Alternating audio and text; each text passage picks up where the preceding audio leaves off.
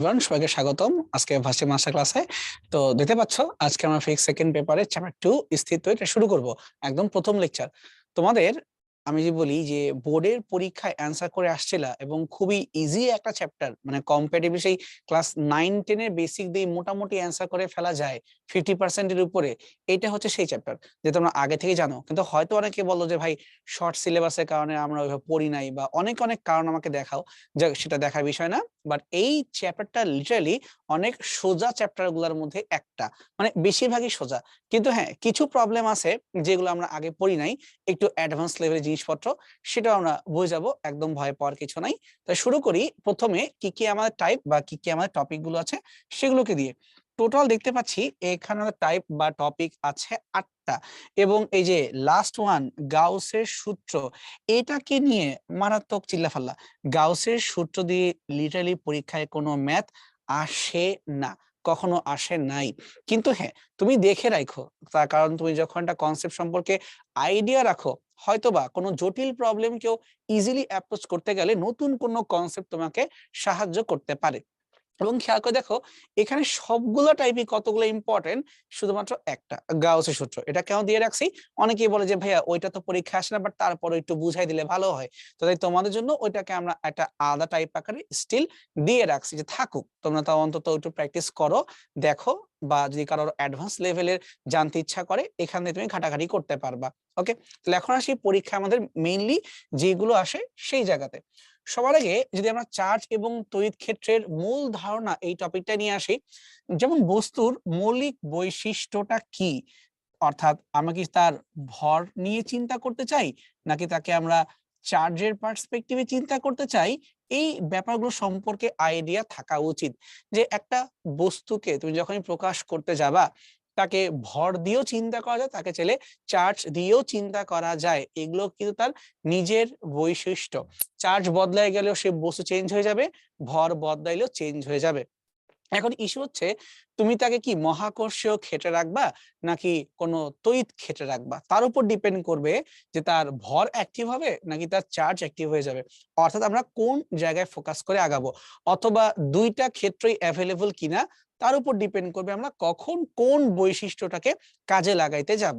ঠিক আছে, এরপরে আমরা তড়িতের মূল ধারণা বলতে চার্জ এবং তার সাথে এই চার্জের প্রবাহ, যে কিভাবে চার্জের ফ্লো হয় বা কেন ফ্লো হয় বা কতক্ষণ ধরে হয়, সেই জিনিসগুলো এই ডিসকাশনের মধ্যে চলে আসবে। তারপরে সবচেয়ে ইম্পর্টেন্ট যদি বলি, অথবা অন্যান্য টাইপগুলোকে এক্সপ্লেইন করতে গেলে যার হেল্প না লাগে, সে হচ্ছে আমাদের এই কুলম্বের সূত্র। এটা তোমার সেই ছোট্ট কাল থেকে পড়ে আসতেছো, কুলম্বের সূত্র কখন কাজ করবে, কিভাবে কাজ করে। একটা কথা মনে রাখতে হয় যে কুলম্বের সূত্র যখন কাজে লাগাইতে হয়, তখন আমরা স্থির চার্জ বলে নিই, যে স্থির চার্জের মধ্যে ক্রিয়াশীল আকর্ষণ বা বিকর্ষণ বল, এই স্থির ওয়ার্ডটার মধ্যেই কিছু ঝামেলা আছে, ওইটা আমরা একটু পরে ক্লিয়ার করব। কুলম্বের সূত্র দ্বারা আমরা ওদের মধ্যে ইন্টারাকশন, আকর্ষণ বা বিকর্ষণ, এগুলো নিয়ে আমরা ডিসকাশন গুলো করব, বা কুলম্বের সূত্রের সীমাবদ্ধতাগুলো কি, অথবা কুলম্ব সূত্র কখন কাজে লাগবে না, এগুলো ডিটেইলড আমরা সলভ করব। আর আমাদের ভার্সিটির পরীক্ষার জন্য মেইনলি কিছু ম্যাথ সলভ করব। তোমাদের পরীক্ষা আসলে এত ডিপ লেভেলের থিওরি নিয়ে কোনো কিছু প্রশ্ন করেই না, সব উপর দিয়ে সারফেস দিয়েই করে, শুধুমাত্র কিছু ম্যাথমেটিক্যাল প্রবলেম সলভ গুলাই পরীক্ষায় বারবার আসে। বাট তারপরও তোমরা যদি জানতে চাও, জানার জন্য তো অনেক কিছু আছে, ইভেন আমাদের এই মাস্টার ক্লাস সাথে অ্যাডভান্স মাস্টার ক্লাসও আছে। তো সেখানে আমি একটু ভালো করে দেখি, তখন এগুলো আরো ডিপ লেভেল সম্পর্কে তুমি হালকা আইডিয়া পেয়ে যাবা। একটু বেশি জানতে তো দোষ নাই, তাই না, হালকা, খুব বেশি না বাড়ি বলে। এবার যদি আমরা কুলম্বের সূত্রকে অ্যাপ্লাই করতে চাই, অ্যাপ্লাই করে বিভব এবং প্রাবল্য এই দুইটা বিষয়কে আমরা একই সাথে পারসিভ করতে চাই বা চিন্তা করতে চাই, তার রিজনটা কি? বিভবটা অ্যাকচুয়ালি কি? বিভবটা হচ্ছে পটেনশিয়াল। ঠিক আছে, ইংলিশ টার্মটা তোমার হচ্ছে পটেনশিয়াল, বা সিম্পলি যার জন্য চার্জের প্রবাহ হয় সে হচ্ছে এই বিভব। এখন বিভব কি? একটা স্কেলার রাশি, তাই না? তার কারণ বিভবের শুধু মান থাকে, কোনো দিক থাকে না। কিন্তু সেখানে প্রাবল্য, যাকে আমরা বলি ইংলিশে ইন্টেন্সিটি, এটার কিন্তু শুধু মান না, এটার আবার দিকও ফ্যাক্টর হয়ে দাঁড়ায়। তার মানে এটা কিন্তু একটা আমাদের ভেক্টর রাশি। বিভবের ক্ষেত্রে আমাদের খেয়াল রাখতে হয় চার্জের মানটা প্লাস নাকি মাইনাস, এটা খুবই ইম্পর্টেন্ট। কিন্তু যখনই আমরা ভেক্টর নিয়ে কথা বলতেছি, তখন ম্যাথ করার সময় প্লাস মাইনাসকে আমরা অ্যাকচুয়ালি ডিরেকশন বা দিকের মাধ্যমেও চিন্তা করতে পারবো চাইলে, অর্থাৎ আকর্ষণ নাকি বিকর্ষণ এভাবে চাইলে এটাকে আমরা মডিফাই করায় ফেলতে পারবো। অঙ্কের ভিতরে আর মান আকায় লেখার দরকার নাই। বিভব আর প্রাবল্যের মধ্যে বা খুব সুন্দর সম্পর্ক আছে, এটা হয়তো বা আমরা ভেক্টরের মধ্যে পড়ে আসছি। একটু মনে করে দেখো তো, কার্ল, ডাইভারজেন্স, গ্রেডিয়েন্ট পড়ছিলাম না আমরা? একটু মনে করে দেখো, কোনো স্কেলার রাশি, স্কেলার ফিল্ডকে যদি ভেক্টর ফিল্ডে কনভার্ট করতে চাও, মানে সিম্পলি স্কেলার টু ভেক্টর যদি করতে হয়, একটা প্রসেস ছিল। তো নামটা কি ছিল মনে করার চেষ্টা করো তো। কার্ল, ডাইভারজেন্স, গ্রেডিয়েন্ট, এই তিনটার মধ্যে কোনটায় আমরা স্কেলার রাশি থেকে ভেক্টর রাশিতে যেতে পারতাম? একটু মাথা ঝাঁকি মারো। কার্ল তো ক্রস গুণন, ডাইভারজেন্স তো ডট গুণন, তাহলে বাদ গেল একটা, গ্রেডিয়েন্ট। আমরা গ্রেডিয়েন্ট করার মাধ্যমে স্কেলার রাশিকে ভেক্টর রাশিতে রূপান্তর করতে পারি, এটা মাথায় রাখতে হবে। মানে অ্যাডভান্স লেভেলের প্রবলেম সলভ করতে গেলে কিন্তু একদম পিওর বেসিক জায়গায় হাত ঢুকাই দিতে হবে, ঠিক আছে? তো এগুলো আমরা আস্তে আস্তে ভেঙে চুরে দেখবো, এবং আমি তোমাকে এখন উপর দিয়ে বলতেছি কতটুকু হলে হয়। এবং অবশ্যই মনে রাখবা, তোমাদের ভার্সিটির পরীক্ষায় কখনোই বেশি ডিপ লেভেলে তোমাকে কোশ্চেন করবে না। লজিকটা কি? প্রশ্নের মান মাত্র 1, আর রিটেন পরীক্ষায় মার্ক হচ্ছে 2.5। তাই তোমার বইয়ের মধ্যে আছে, সিলেবাসের মধ্যে পড়ছো, বাট তুমি কখনো হয়তো 2টা বা 3টা চ্যাপ্টারকে মার্জ করো নাই। এরকম মার্জ করে প্রবলেম স্যাররা দিতে পারেন। বা ঢাকা ভার্সিটির কমন টেন্ডেন্সি দেখলাম, এত বছর ধরে যারা পরীক্ষার প্রশ্ন করছেন, তারা একটু থিওরি বেসড প্রবলেম দেন, মানে প্রুফ করে দেখাও, এমনটা হতে পারে, চেক করে দেখাও, তারা এইভাবে অ্যাপ্রোচ করেন, তাই না? তাহলে আমাদের বইতে যে টপিকগুলো আছে সেগুলো আমাদের একটু ভালো করে ব্যাখ্যা বুঝে যাই, তাহলে যাই তোমাকে দেখ তুমি সলভ করতে পারবা। মনে রাখো, বইয়ের বাইরে কিছুই আসবে না, বইয়ের যে টপিক সেখান থেকেই আসবে। শুধু হইতে পারে আমরা যেভাবে চিন্তা করি সেভাবে স্যার কোশ্চেন দিবেন, সেটা পেঁচায়া দিবেন, এর চেয়ে বেশি কিছু হবে না, ভয় পাওয়ার কিছু নাই। এবার যদি এই সম্পূর্ণ চ্যাপ্টারে বলি, আমি একটা মাত্র টপিক তোমাদেরকে পড়াবো এই সম্পূর্ণ চ্যাপ্টারের মধ্যে, সেটা হবে এই ধারক। মানে ধারক কিভাবে বানাইতে হয়, ধারক কত প্রকার হয়, ধারকের সমবায়, ধারকের সঞ্চিত শক্তি, এটাকে বলবো সবচেয়ে ইম্পর্টেন্ট। ইভেন বোর্ডের পরীক্ষাতেও ম্যাক্সিমাম কোশ্চেন কিন্তু এই জায়গা থেকেই হইতো। এই ধারকের কথা উঠলেই আমরা মেইনলি সমান্তরাল পাত ধারককে নিয়ে চিল্লাফাল্লা শুরু করে দেই, যে সমান্তরাল পাত ধারকের কিভাবে গঠনটা হবে, কিভাবে শক্তি সঞ্চয় করবে। সমান্তরাল কেন, ইভেনচুয়ালি আমাকে কিন্তু এখানে একটা গোলাকার পরিবাহী দিয়েও ধারক তৈরি করতে পারি। এটা আমাদের ইচ্ছা, অনেকভাবে ধারক তৈরি করা যেতে পারে। আমাদের মেইন টার্গেট থাকবে এটাকে সার্কিটের মধ্যে ফেলে সলভ করা, অর্থাৎ বিভিন্ন ধরনের সার্কিটের মধ্যে তাদের সমন্বয় করা, এবং সেখান থেকে তাদের অভ্যন্তরীণ কি শক্তি জমা আছে, বা কিভাবে ওরা ভোল্টেজকে ডিভাইড করে, কিভাবে ওরা চার্জকে জমা করে, সেই ব্যাপারগুলোকে ভেঙে চুরে দেখবো। এবং তার সাথে আরেকটা ফ্যাক্টরকে আমরা জড়াই দেব, সেটা হচ্ছে মাধ্যম, যে মাধ্যমের পরিবর্তনের সাথে ধারকত্বের কানেকশনটা কোথায়, ঠিক আছে? সো এই টপিকগুলো এখানে ডিসকাস করব, এবং এইটাই এই চ্যাপ্টারের সবচেয়ে ইম্পর্টেন্ট পার্টের মধ্যে একটা। এবার এই চ্যাপ্টারের লাস্ট ওয়ান বা টপিক, ডাইপোল। ডাইপোল থেকে সাধারণত তোমাদের ম্যাথ আমি আসতে খুব একটা দেখি নাই, এখান থেকে মেইনলি জ্ঞানমূলক টাইপের প্রশ্ন বা এমসিকিউ টাইপটাই বেশি হয়। কিন্তু ডাইপোল অ্যাকচুয়ালি অনেক ইম্পর্টেন্ট একটা জিনিস। ডাইপোল থেকে চাইলে আমরা বিভব, প্রাবল্য, টর্ক, এমনকি ডাইপোল দ্বারা পর্যায়বৃত্ত গতিরও কিছু প্রবলেম জিজ্ঞেস করা যাইতে পারে। পিরিয়ডিক মোশনের কিছু সমস্যা এখানে থাকতে পারে। এটা কিন্তু অ্যাডভান্স হয়ে গেল, আবার পিরিয়ডিক মোশনটা এটা বেশি অ্যাডভান্স হয়ে গেল। বাট তোমাদের জন্য ডাইপোলের ক্ষেত্রে কি কি বৈশিষ্ট্য আছে এগুলো আমার জানতে হবে। ডাইপোল দ্বারা বিভব বানাবো, প্রাবল্য বানাবো, ডাইপোল দ্বারা আমরা টর্ক ক্রিয়েট করব, বা ডাইপোল দ্বারা আমরা কৃত কাজ করব, এগুলো কিন্তু আমাদের অন্তত পারা উচিত। কারণ বইয়ে এই থিমগুলো হালকা হালকা করে টাচ করে গেছে, আমরা সবগুলোই দেখবো। কিন্তু ডাইপোল দ্বারা যে পর্যাবৃত্ত গতি হতে পারে এটা আমাদের বইতে নাই, কিন্তু হ্যাঁ চাইলে ভাবা যেতে পারে। তো যদি আমরা সময় পাই অ্যাডভান্স ক্লাসের মধ্যে তো এটা আলোচনা করবোই, আর অন্তত এই ক্লাসের মধ্যে চেষ্টা করবো তোমাকে একটু ফিল দেওয়ার জন্য যে কিভাবে এগুলোকে নিয়ে কাজ করতে হয়। ফাইন, তাহলে মোটামুটি আমরা বুঝে গেছি আমাদের কয়টা টাইপ বা কি কি আছে। এবার আমরা যাই আজকের ক্লাসে 1 আর 2 এই দুই টাইপের ভিতরে। তাই বুঝতে পারতেছি যে আমরা আজকের ক্লাসে অ্যাকচুয়ালি ফার্স্টে বিভিন্ন ডেফিনেশন বা এই ব্যাপারগুলার অ্যাকচুয়াল থিওরি আগে দেখব, এবং তারপরে ম্যাথ করার সবচেয়ে কমন যে ফর্মুলা আমাদের কুলম্বের সূত্র তাকে নিয়ে যাব। সেম পাশে লিখে দিচ্ছি যে কুলম্বের সূত্র আমাদের মেইন টার্গেট থাকবে ম্যাথমেটিক্যাল প্রবলেম সলভ করা, আর এই চার্জ এবং চার্জের ধারণা বা হাবিজাবি যা কিছু আছে এইখানে আমরা বেসিক থিওরিটিক্যাল আলোচনা করব। যারা ক্লাস 9 10 বা ইভেন ইন্টারেও এই চ্যাপ্টার স্কিপ দিয়ে আসছো, হোপফুলি আমি যখন এটা তোমাকে পড়ায় যাব, তোমার না পড়া থাকলেও তুমি অ্যাটলিস্ট এটা বুঝে যেতে পারবা তুমি কি পড়তে হবে, তোমার কোন জায়গায় প্র্যাকটিস করতে হবে, মানে তোমার খুব বেশি আর কনফিউশন হোপফুলি থাকবে না। ঠিক আছে, তাহলে শুরু করা যাক। এবং এটা অনেক ইজি চ্যাপ্টার, তো যারা স্কিপ কোর্সের আগে একদম ভয় পাইও না, এটা অনেক ইজি। আর যারা পড়ে আসছো ভেরি গুড, তাহলে আরেকবার তোমার রিভাইজ হয়ে যাচ্ছে। তা দেখি সবার আগে যে কোন কোন বছর কি কি প্রশ্ন আসছে। সবার আগে দেখলাম এগ্রিকালচার গুচ্ছ 1920, জাহাঙ্গীরনগর 1920। খেয়াল করে দেখো সবাই মোটামুটি 2019-20 এই জায়গা থেকে প্রচুর প্রশ্ন করছে, তারপর হুট করে গায়েব হয়ে গেছে। তার মানে যেহেতু মাঝখানে প্রায় 2-3 বছরের প্রশ্ন আসে না, তোমার ক্ষেত্রে আরেকবার এটা এখান থেকে প্রশ্ন আসার কিন্তু সম্ভাবনা আছে। ঠিক আছে, রিটার্ন কখনো আসে নাই, আসতেও পারে, অসম্ভব না। তো ফার্স্টেই আমরা আসবো চার্জের কোয়ান্টাম এবং চার্জের প্রবাহ, এই দুইটা টপিককে বুঝতে হবে। তো যদি আমরা শুরুতেই চার্জের কোয়ান্টাম এই ব্যাপারটাকে নিয়ে কথা বলি, জিনিসটা আসলে কি। ফার্স্ট অফ অল আমরা চার্জকে কিভাবে চিন্তা করি, আমরা চার্জকে পজিটিভ, নেগেটিভ এবং নিউট্রাল এই তিনটা ভাবে আমরা চাইলে চিন্তা করতে পারি, ধনাত্মক, ঋণাত্মক এবং চার্জহীন। কিছু টিপিক্যাল এক্সাম্পল চিন্তা করতে পারি। নেগেটিভ চার্জ বলতে আমরা কাদের কথা মাথায় আগে আসে, ইলেকট্রন, এর চার্জ কিন্তু নেগেটিভ। পজিটিভ বলতে আমরা বুঝি প্রোটন, আর নিউট্রাল বলতে আমরা বুঝি নিউট্রন। মানে একদম পরমাণুর গঠন থেকে যেই চিন্তা করা শুরু করলাম, তার মানে কি পরমাণুর গঠন বাদে কোনো বস্তু কি চার্জিত হইতে পারে না? অবশ্যই পরে। সাধারণ কোনো বস্তু অর্থাৎ কোনো অবজেক্ট, এটাও কিন্তু চাইলে প্লাস মাইনাস চার্জিত করা যেতে পারে। সাধারণত যে কোনো অবজেক্ট নিউট্রাল হয়, সাধারণত। কেন? তার কারণ সমসংখ্যক প্রোটন আর সমসংখ্যক ইলেকট্রন থাকার কারণে এটা প্লাসে মাইনাসে সাধারণত নিউট্রাল হয়ে যায়। কিন্তু আমরা এখানে বিভিন্ন ভাবে এটাকে চার্জিত করতে পারি।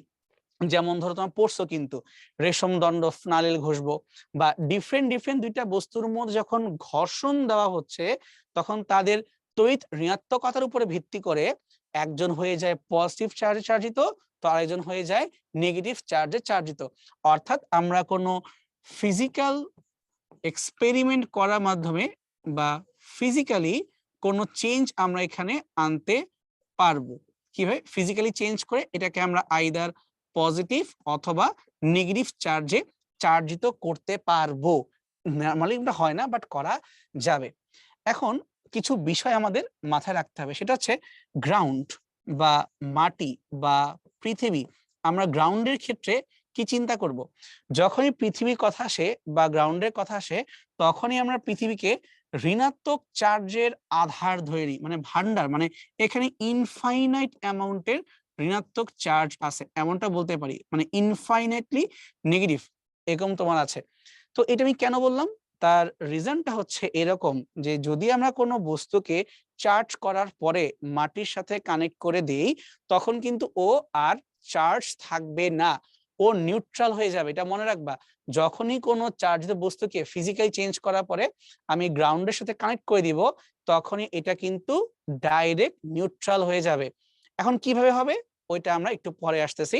সেটা হচ্ছে এইভাবে, প্লাস চার্জ নাকি মাইনাস চার্জ তার উপর ডিপেন্ড করে আইদার গ্রাউন্ড থেকে ইলেকট্রন আসবে অথবা গ্রাউন্ডে চার্জের প্রবাহ হয়ে যাবে। সেখানে হিসাবে আমরা যে কোনো অবজেক্টকে নিউট্রাল করে ফেলতে পারবো। সামনেটা এমসিকিউ আসবে, তখন আমি তোকে ড্রয়িং করে আবার বুঝাবো। আপাতত এই পর্যন্ত আমরা থেমে যাচ্ছি, ফাইন। আচ্ছা, তাহলে চার্জের ব্যাপারটা বুঝলাম, কিন্তু চার্জের কোয়ান্টাম ব্যাপারটা তো আমি একবারও বলিনি।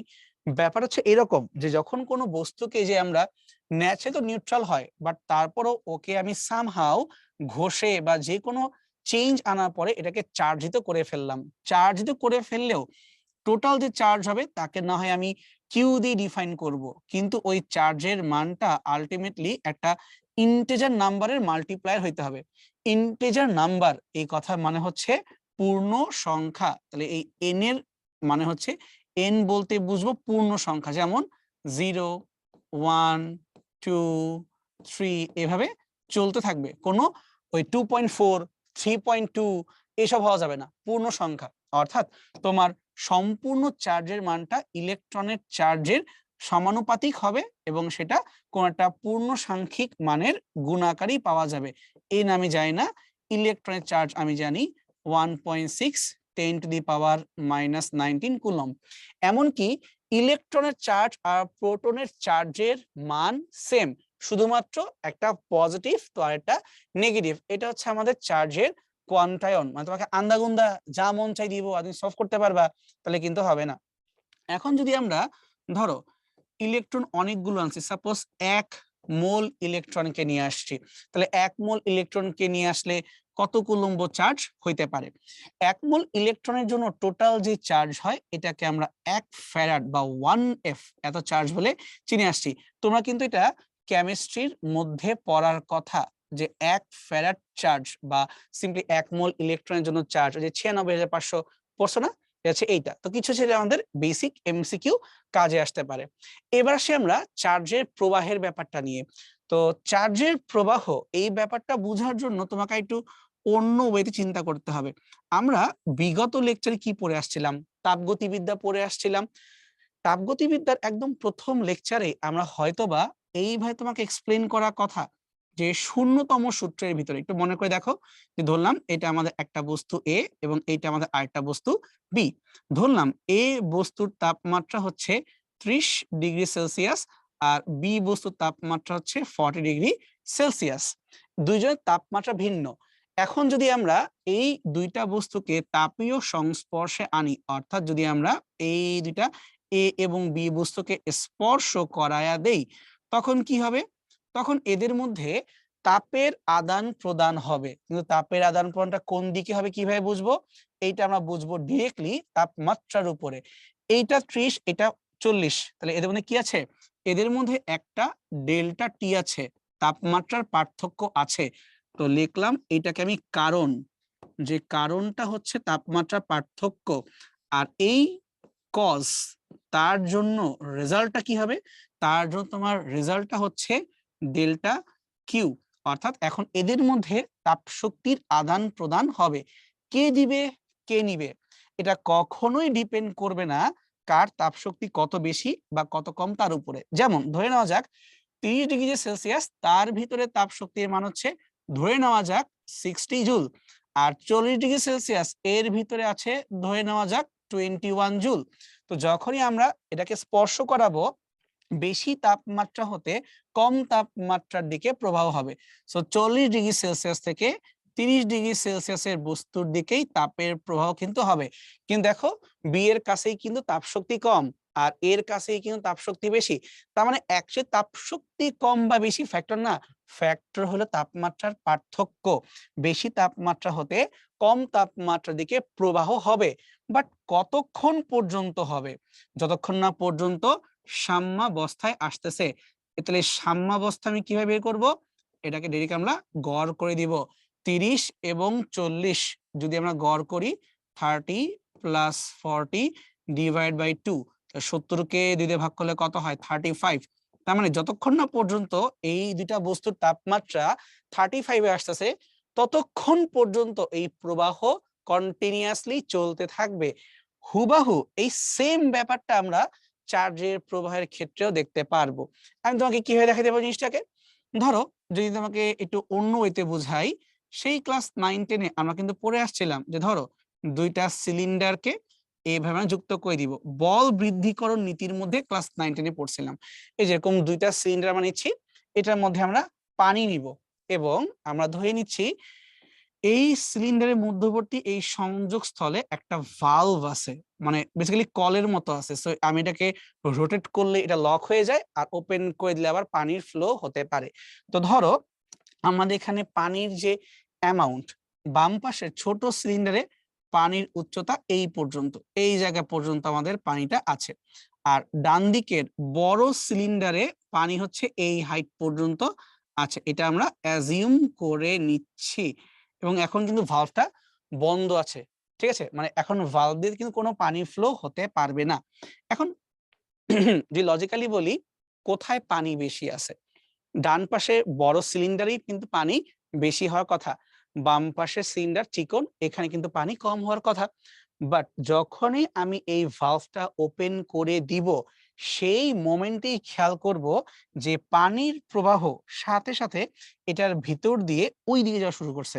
কথার মানে হচ্ছে পানির প্রবাহটা ছোট সিলিন্ডার থেকে ইনস্ট্যান্টলি এই দিকে যাওয়া শুরু করবে। কতক্ষণ পর্যন্ত এই ঘটনা ঘটতে পারবে? ততক্ষণ পর্যন্ত ঘটতে পারবে যতক্ষণ না পর্যন্ত দুইটা পানির হাইট এখানে সেম হয়ে আসতেছে। তাহলে আমরা এখানে কি দাবি করতে পারি, মানে এই ঘটনা ঘটার পিছে কারণটা কি বলতে পারি? তাহলে এই চিত্র হতে আমরা দাবি করতে পারি যে এখানে কারণটা হচ্ছে দুই পাশের হাইটের ডিফারেন্স। আর এই কারণের জন্য ফলাফলটা কি হচ্ছে? ফলাফলটা তোমার হচ্ছে পানির প্রবাহ। কিন্তু কতক্ষণ পর্যন্ত হবে? যতক্ষণ না পর্যন্ত এখানে হাইট গুলো আমাদের সেম হয়ে আসতেছে। আমি লিখতে পারি যে কারণটা হচ্ছে এখানে দুইটা পাশে পানির উচ্চতার পার্থক্য। অ্যাকচুয়ালি পানির উচ্চতার পার্থক্য কি তৈরি করতেছে? পানির উচ্চতার পার্থক্য বিভব শক্তির পরিবর্তন ইন্ডিকেট করতেছে। এদের ফলাফলটা কি? এদের ফলাফলটা হচ্ছে পানির ফ্লো। অ্যাকচুয়ালি এই পানির ফ্লোকে তুমি চাইলে কারেন্টের বা চার্জের ফ্লো দিয়েও চিন্তা করতে পারো। কতক্ষণ করতে পারবো? যতক্ষণ না পর্যন্ত এদের সাম্যাবস্থা আসতেছে, বা সিম্পলি বলতে পারি যতক্ষণ এরা সেম হাইটে চলে আসতেছে, মানে দুই পাশের যতক্ষণ না পর্যন্ত বিভব শক্তি সেম হচ্ছে ততক্ষণ পর্যন্ত এই ঘটনা ঘটেই যাবে। তাহলে আসো আমরা যদি চিত্র থেকেই ডিরেক্টলি ভাবতে চাই যে এটা কোন জায়গা হতে পারে, এটা হচ্ছে আমাদের জন্য H1 আর এই জায়গাটা হচ্ছে আমাদের জন্য H2, মানে দুইটা দুই রকম হাইট। তুমি চিন্তা করো এই দুইটা গড় করলে চোখের আন্দাজে তোমার কোথায় আসা উচিত? চোখে তোমার এই মাঝ বরাবর এরকম কোথায় তোমার আসা উচিত। যখন এই দাগে চলে আসবে তখন তোমার দুই পাশ থেকে পানি ফ্লো বন্ধ হয়ে যাবে। হোপফুলি আমরা এই সিম্পল জিনিসটা বুঝতে পারছি। এক্স্যাক্টলি এই সেম ঘটনাটাই আমরা দেখতে পারবো আবার চার্জের ক্ষেত্রে, অর্থাৎ বিভব পার্থক্য বা তাপমাত্রার পার্থক্য যেমন এখানে কাজ করে, ঠিক সেম একই কারণে এই চার্জের ফ্লো হইতে পারবে। তাহলে আমি বুঝবো কিভাবে? চার্জ বেশি না কম দেখার বিষয় না, দেখার বিষয় বিভব বেশি না বিভব কম। তো এইটাকে যদি চার্জের ক্ষেত্রে লিখতে চাই আমি কি বলতে পারি, মানে হায়ার পটেনশিয়াল আর লোয়ার পটেনশিয়াল দিয়ে এইভাবে লিখতে পারি আমরা যে ধরো এই জায়গাটা তোমার হচ্ছে বেশি বিভব, লিখলাম আর কি, ধরলাম আর কিভাবে, আর ধরলাম এই পাশে তোমার হচ্ছে কম বিভব। তাহলে কোশ্চেন হচ্ছে যে ভাই চার্জ যে প্রবাহ করবেন কোন চার্জ, প্লাস না মাইনাস, কোনটাকে? নিউট্রালকে তো নেওয়ার কিছু নাই। প্লাসের ফ্লো হবে মনে রাখবা বেশি থেকে কমের দিকে, বেশি বিভব থেকে কমের দিকে ধনাত্মক চার্জের প্রবাহ হবে। আর ঋণাত্মক চার্জের প্রবাহ উল্টা হবে, নেগেটিভ চার্জ যেমন ইলেকট্রন এটা কম বিভব থেকে বেশি বিভবের দিকে প্রবাহ হবে। আর যখন বিভব সেম হয়ে যাবে তখন প্রবাহ হবে কেন? বুঝছি আমরা? ঠিক আছে, তো চলো সামনে আগাই। তাহলে এই টপিকটার উপরে বেস করে একটা ছোট্ট প্রবলেম তোকে জিজ্ঞেস করা হচ্ছে যে নিচের চিত্র হতে চিন্তা করো এই দুইটা গোলককে একটা পরিবাহী দ্বারা স্পর্শ করানো হলো। এই পরিবাহীর দৈর্ঘ্য, ক্ষেত্রফল সবকিছু নেগলিজিবল, ঠিক আছে, মানে এটা অতিশয় ক্ষুদ্র, একে নিয়ে চিন্তা করার দরকার নাই। স্পর্শ করায় ফেলি, তাহলে চার্জের প্রবাহ কি শর্তে হবে এবং কখন চার্জের প্রবাহ থেমে যাবে? বা এভাবে বলতে পারি এই দুইটা সমান সমান গোলককে যদি আমরা স্পর্শ করায় দিই তাহলে কি ঘটনা ঘটবে? তো এখানে আমি আরেকটা জিনিস চিন্তা করতেছি, তার মানে এই গোলকের যা ব্যাসার্ধ হবে তারও তাই হবে। তার মানে এই দুইটা গোলকের ব্যাসার্ধ সেম, বা আকার, আকৃতি, আয়তন এভরিথিং সেম। তাহলে এই দুইটা হচ্ছে অ্যাকচুয়ালি সিমিলার, মানে একদম সেম। তাহলে এখন তখন কি হচ্ছে? তখন আমি চিন্তা করে দেখবো যে এদের মধ্যে বিভব পার্থক্য আছে কিনা। তুই জানবা কেমনে যে তোদের বিভব পার্থক্য আছে? তুমি ভাবতে পারো ভাই আমাকে চার্জ বলছেন, আমি কেমনে চিন্তা করব? সেটা হচ্ছে বিভব পার্থক্যের সূত্র, এটা আমরা কয়েকটা লেকচার পরে পড়বো, একবার মনে করে দেই। 9 × 10⁹ চার্জ ডিভাইডেড বাই রেডিয়াস। যেহেতু দুইটা গোলকই সমান, একই রকম, মানে একই রকম ব্যাসার্ধ, তাহলে যার চার্জের মান বেশি তার কি বিভবের মানটাও বেশি, কারণ ভি সমানুপাতিক কিউ। তাই চিন্তা করে দেখো তো, আমাদের ডান দিকের বিভব যে আসে ওটা কোত্থেকে আসবে, 5 কুলম্ব, ধরো 5, জাস্ট ধরে নাও 5, আর এখানে বিভব কি -3, তাহলে বেশি বিভব কোনটা হইলো আর কম বিভব কোনটা হইলো, তাহলে বুঝাই যাচ্ছে +5 এর জন্য আমরা বেশি বিভব পাবো আর -3 এর জন্য আমরা কম বিভব পাবো। তাহলে ফ্লো কতক্ষণ হবে, যতক্ষণ না পর্যন্ত এই দুইটা ভি সেম হয়ে যাচ্ছে ততক্ষণ পর্যন্ত প্রবাহ হবে। তাহলে আমরা একটা উত্তর কনফার্ম করলাম যে কতক্ষণ পর্যন্ত প্রবাহ হবে, যতক্ষণ না পর্যন্ত বিভব সেম হয়ে যাবে, অর্থাৎ বিভব পার্থক্য শূন্য না হওয়া পর্যন্ত। ঠিক আছে, এটা হবে ফাইন। আর প্রবাহের শর্ত কিন্তু এটাই যে বিভব পার্থক্য এক্সিস্ট করে। তাহলে আমি এটা বললাম যে যখন বিভব পার্থক্য থাকবে না, কিন্তু এইটাও প্রশ্ন কখন বিভব পার্থক্য থাকবে না। চার্জের আদান প্রদান হয়ে যখন দুই পাশের চার্জ সেম হয়ে যাবে, কেন, তার কারণ ভি সমানুপাতিক কিউ। যদি দুই পাশে বিভব সেম হইতে হয় তাই দুই পাশের চার্জকে সেম হইতে হবে, কারণ কি এরা একই রকম ব্যাসার্ধের। তাহলে এখন আমরা বের করবো কিভাবে, ডাইরেক্ট একটু আগে পেজে দেখো, খেয়াল করো, আমরা গড় করছিলাম, এইখানে আমরা গড় করে ফেলবো, উত্তর পেয়ে যাব। অর্থাৎ -3 কুলম্ব আর +5 কুলম্ব, এই টোটাল চার্জ দুইজনের মধ্যে ভাগাভাগি হয়ে যাবে। তাহলে 5 থেকে 3 বাদ দিলে 2, তার মানে +1 কুলম্ব। অর্থাৎ এদের মধ্যে যে চার্জের আদান প্রদানটা হচ্ছে এটা কোন দিকে হচ্ছে, এটা হচ্ছে বেশি থেকে কমের দিকে। এই যে এইভাবে বেশি বিভব থেকে কম বিভবের দিকে চার্জের ফ্লো হচ্ছে। চার্জের ফ্লো হয়ে কি হবে, চার্জের ফ্লো হয়ে কিছুক্ষণ যাওয়ার পরেই এই পাশেও তোমার হয়ে যাবে +1 কুলম্ব, আর এটাও দিতে দিতে হয়ে যাবে +1 কুলম্ব। যখন দুই পাশেই +1 কুলম্ব হয়ে যাবে ওই মোমেন্টেই ডেল্টা ভি 0 হয়ে যাবে। তাহলে কতক্ষণ, যতক্ষণ না পর্যন্ত দুইটা গোলকেরই চার্জের মান ধনাত্মক 1 কুলম্ব হয়, অর্থাৎ যতক্ষণ না পর্যন্ত বিভব পার্থক্য 0 হয়, যেই মোমেন্টই হবে সেই মোমেন্টে আমাদের কাজ হয়ে গেছে। হোপফুলি আমরা এই জিনিসটা বুঝতে পারছি। তাই চাইলে এটাকে আমরা সিম্পল একটা শর্ত আকারে এভাবে বলতে পারি যে +1 কুলম্ব। হোপফুলি আমরা ক্লিয়ার এখন কিভাবে করতে হবে। এখন এর চেয়েও বেশি বস্তু থাকতে পারে, বাট তোমার পরীক্ষায় তো আসতেছে না, তো তোমার চিন্তা করার দরকার নেই, তুমি ডিরেক্টলি গড় করে ফেলবা। শুধু এই একটা কথা আমার খেয়াল রাখো, গড় কখন করা যাবে, যখন দুইটা গোলক সিমিলার হবে। এটা পাশে লিখে দেই, পরে ভুলে যাবা যে এটা কখন করা যায়, যখন বস্তুদ্বয় একই আকৃতির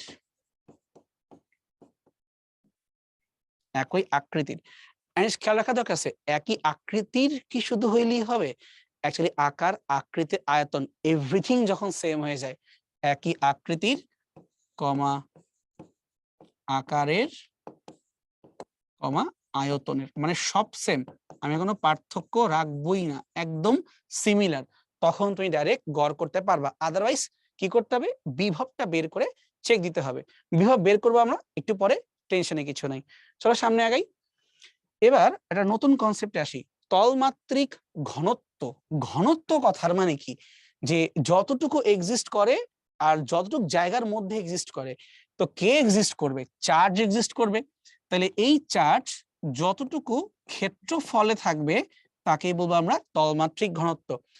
প্রশ্ন উঠতে পারে যে ভাই তলমাত্রিক কেন, আমরা কেন আয়তন নিয়ে চিন্তা করতেছি না, একটা বস্তু তো আয়তন থাকে আর বস্তুর ভিতরে আমার চার্জ থাকে, তো পুরো আয়তন জুড়ে থাকার কথা এমনটা মনে হয়, বাট না, এমনটা হবে না।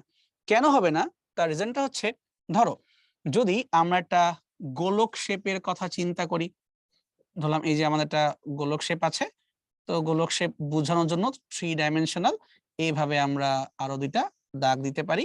তো চিন্তা করি যে এটা আমাদের গোলক শেপ, যার ব্যাসার্ধ আমরা চাইলে ধরে নিতে পারি আর, এই যে এটার ব্যাসার্ধ জাস্ট ধরে নিলাম আমরা বড় হাতের আর, ঠিক আছে। এরকম আমরা যদি এখন এটাকে চার্জিত করি, এই গোলকটাকে পজিটিভ বা নেগেটিভ আমাদের ইচ্ছা, আমাদের মন চাইলে আমরা প্লাসও করতে পারি, আমরা মন চাইলে মাইনাসও করতে পারি। তো ধরো এরকম আমরা এটাকে +q এই চার্জ দ্বারা চার্জিত করলাম, তাহলে যে চার্জ তুমি দিচ্ছ, চার্জ কখনোই গোলকের অভ্যন্তরে বা ভিতরে প্রবেশ করবে না।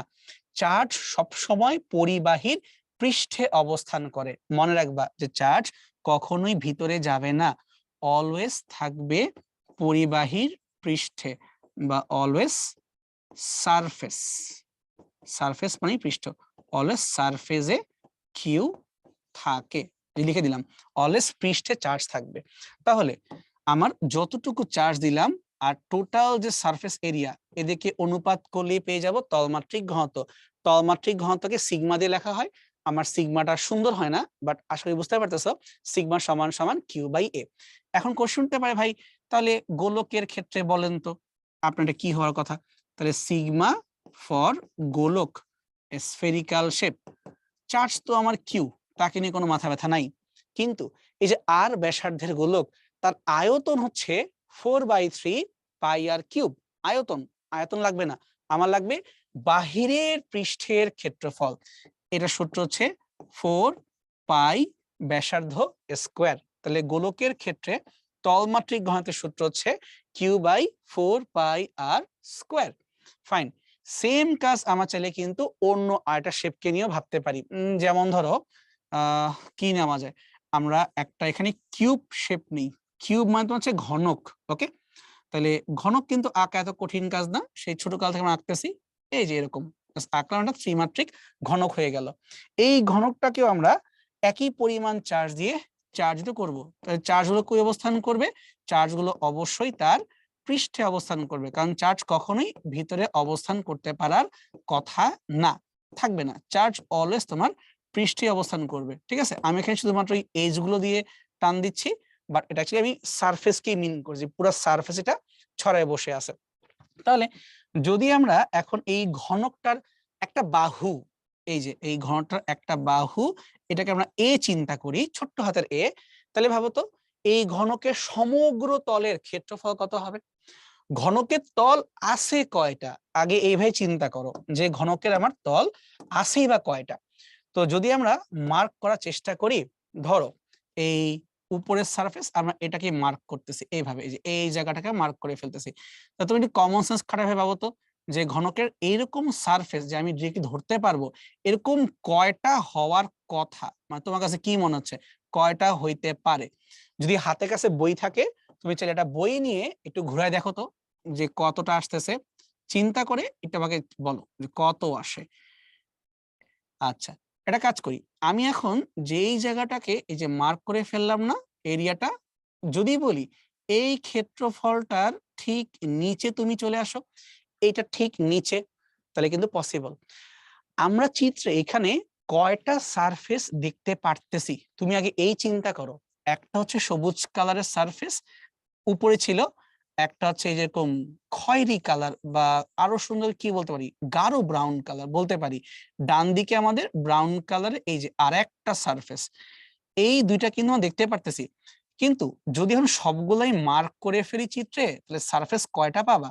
একটু ভালো করে ভাবো তো, মানে আমার এই চিত্র আঁকা অনুযায়ী আমি অলরেডি দুইটা কিন্তু মার্ক করছি আমার এই চিত্রে, আর একটা থার্ড ওয়ান তোমার সামনে এখন ফাঁকা আছে।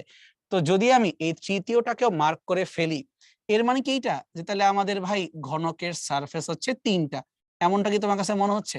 যে ভাই যে দেখেন আপনি তো দাগাইলেন, একটা একদম ফ্রন্টে বা সামনে আছে, একটা সেখান থেকে একটু উপর দিকে উঠে গেছে, এবং আরেকটা একটু অ্যাঙ্গেল করে ডান দিক দিয়ে আপনি এঁকে ফেলছেন। তো মনে হতে পারে যে হয়তো সারফেস তিনটা হইলো, কিন্তু লজিক্যালি ভাবো, যতগুলা সারফেস আমি আঁকছি প্রত্যেকটা সারফেসেরই আবার পিছন দিকে কিন্তু আরেকটা সারফেস ছিল। দ্যাট মিনস আমি এটা মিন করতেছি সবুজ কালার সারফেস দুইটা, উপরেও আছে নিচেও আছে। ডান দিকের ব্রাউন কালার সারফেস এটাও দুইটা, ডান দিকেও আছে বাম দিকেও আছে, দেখতে পারতেছি না কারণ ঢেকে গেছে, এবার ঘুরে ফেলছি। আর একদম ফ্রন্টে এটা কি কালার বলবো, কলা পাতা কালার বলো, কলা পাতা কালারের তোমার একটা সারফেস, ওটা ঠিক পিছনে, পিছন দিকে আরেকটা আছে, ওটাও কিন্তু ঢেকে গেছে। তাহলে সারফেস হইলো কয়টা? সারফেস হইলো 6টা। তাহলে এখানে ক্ষেত্রফল কত হয়ে গেল? 6টা বর্গাকার পাতের ক্ষেত্রফল। ঠিক আছে, তো যখন আমরা বের করতে চাই যে ভাই আমরা বের করব সিগমা, এটা কার জন্য? এটা বের করব না এই আয়ত বস্তুর জন্য বা সিম্পলি এই ঘনকটার জন্য, চার্জের মান তো কিউ, তাহলে এক একটা বর্গাকার পাথ হচ্ছে এ স্কোয়ার। এই যে একটা দৈর্ঘ্য হচ্ছে এ, তাহলে আরেকটা এ, দুইটা মিলে কত হচ্ছে এ স্কোয়ার। এরকম কয়টা আছে? 6টা। তাহলে টোটাল আমার পৃষ্ঠের ক্ষেত্রফল হয়ে গেল 6 এ স্কোয়ার। তার মানে মেইন সূত্র এইটাই, চার্জ বাই এরিয়া। এখন তুমি ওইটাকে যখন যে জায়গায় বসাবা সেই হিসেবে তোমার ভ্যালুগুলো বের হয়ে যাবে, ঠিক আছে? আর যে ঘনক না হয় অন্য কোনো কিছু হইতো, ফাইন, তাহলে আমার করা লাগতো। যেমন ধরো যদি এটা ঘনক না হয়ে, জাস্ট ভাবো ঘনক না হয়ে এটা কোনো নরমাল আয়তক্ষেত্র, মানে ঘন আকৃতির আয়তক্ষেত্র, কিন্তু এখানে দৈর্ঘ্য প্রস্থ উচ্চতা সেম না, ত্রিমাত্রিক আয়তক্ষেত্র, তখন আমার এই 6a স্কয়ার কে ভাঙলে কি পাওয়া যেত? একটা সারফেস হইতো এবি, আরেকটা সারফেস হইতো বিসি, আরেকটা সারফেস হইতো সিএ, মানে তিনটা সারফেসই ডাবল ডাবল করে আছে 2। তাই যদি এটা ঘনক না বলে আমাকে আয়তাকার কোনো ত্রিমাত্রিক ঘনবস্তু বলতো, তাহলে এবি বিসি সিএ মানে এই তিনটা সারফেসের ক্ষেত্রফল ডাবল ডাবল করে, সামনে পিছে ডানে বামে উপরে নিচে, ঠিক আছে? এই তো বসাই দিব, পেয়ে যাব। হোপফুলি আমি ক্লিয়ার করতে পারছি যে কোনটা কি জিনিস। সামনে আগাই। একটা গোলককে যদি আমরা ঠিক মাঝ বরাবর কেটে ফেলি, তাহলে ভাই আমাকে বের করতে বলতেছে তলমাত্রিক ঘনত্বের কি চেঞ্জ আসবে। আচ্ছা, তো ফার্স্টে আগে আমরা একটা নরমালি নিজেদের মতো গোলক চিন্তা করি। তো ধরলাম এটা হচ্ছে আমাদের একটা বেসিক গোলক, যার ব্যাসার্ধ আমরা ধরে নিচ্ছি এইভাবে বড় আর, ঠিক আছে? এখন এটা দেখে তো গোলক তার লাগতেছে না, তাহলে আমরা একটু ত্রিমাত্রিক বোঝানোর জন্য এইভাবে একটু গোল্লা গোল্লা অ্যাড করে দেই, তাহলে ফিল আসবে যে না আমি ভাইয়া এখানে আসলে চেষ্টা করতেছি ত্রিমাত্রিক ভাবে গোলক আঁকার জন্য। এই নাও, এ হচ্ছে আমার গোলক, এই মোমেন্টে আছে। এই গোলকটাকে আমরা পজিটিভ কিউ এই চার্জ দ্বারা চার্জিত করে দিচ্ছি এবং চার্জ অবস্থান করবে পরিবাহীর পৃষ্ঠে, দিলাম। তাহলে এখন এই মোমেন্টে ওর যে তলমাত্রিক ঘনত্ব যদি আমরা বের করতে চাই, সেটা কত আসবে? Sigma equal to Q divided by সম্পূর্ণ তলের ক্ষেত্রফল 4πr²। এই তো সিম্পল। এবার ঘাপলা পাকছে কি, সেটা হইলো ঠিক মাঝ বরাবর এইটা কেটে তোমাকে বলতেছে দ্বিখণ্ডিত করতে। তুমি না তোমার মাথায় চিন্তা করো, যদি আমরা একটা সাপোজ কমলা লেবু, ওটাকে না মালটা চিন্তা করো, মালটাকে যে ঠিক একদম মাঝখান থেকে কেটে দুই ভাগ করে ফেলি, কি অবস্থা হওয়ার কথা? এটা হচ্ছে মালটা, জাস্ট একটু মানে ভিজুয়ালাইজ করো, বা একটা তরমুজ চিন্তা করো এরকম, ঠিক মাঝখান দিয়ে কাটবা এইভাবে এবং দুই টুকরা করে ফেলবা।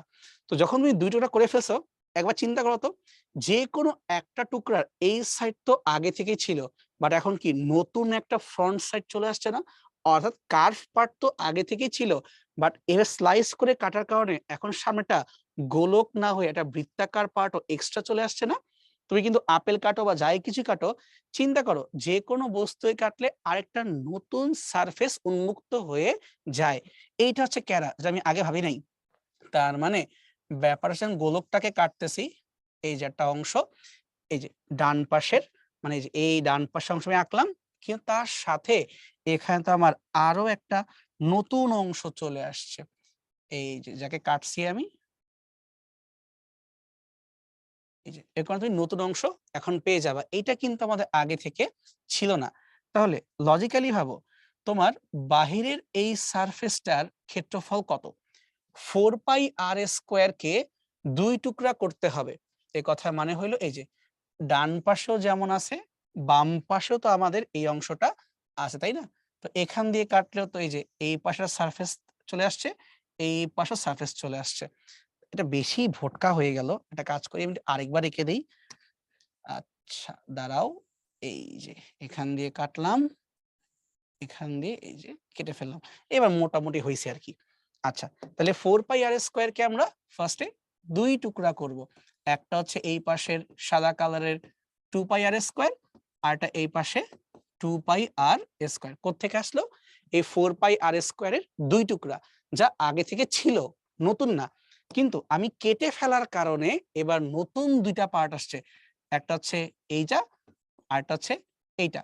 এখন দেখো এইটাও কিন্তু একটা বৃত্ত, πr², এইটাও কিন্তু একটা বৃত্ত, πr²। তার মানে আমার যে নতুন দুইটা সারফেসকে পাইলাম, এই যে এই জায়গাটা, এই যে নতুন যে আমি দুই সারফেস পাইলাম, এই সারফেসটা কিন্তু আগে থেকে এক্সিস্ট করতো না, এটা মাত্র অ্যাড হইলো। বুঝতে পারছি? তাহলে এখন যদি বলি, আমাকে বলো এই চিত্র দেখে দেখে টোটাল ক্ষেত্রফল কত হইলো? তাই 2 পাই আর স্কয়ার প্লাস পাই আর স্কয়ার প্লাস পাই আর স্কয়ার প্লাস 2 পাই আর স্কয়ার, এই টোটাল আমার সবগুলো মিলে এখন নতুন যে সারফেস এরিয়া আসতেছে, এই নতুন এরিয়াটা হচ্ছে 2 4 5 6 6 পাই আর স্কয়ার। একটা ব্যাপার একটু খেয়াল রাখা ছিল, এই ব্যাসার্ধ আর এই ব্যাসার্ধ এগুলো কিন্তু আমার নরমাল যে বৃত্ত তাদের যে ব্যাসার্ধ হইছে এটা গোলকের ব্যাসার্ধের সমানই আসছে।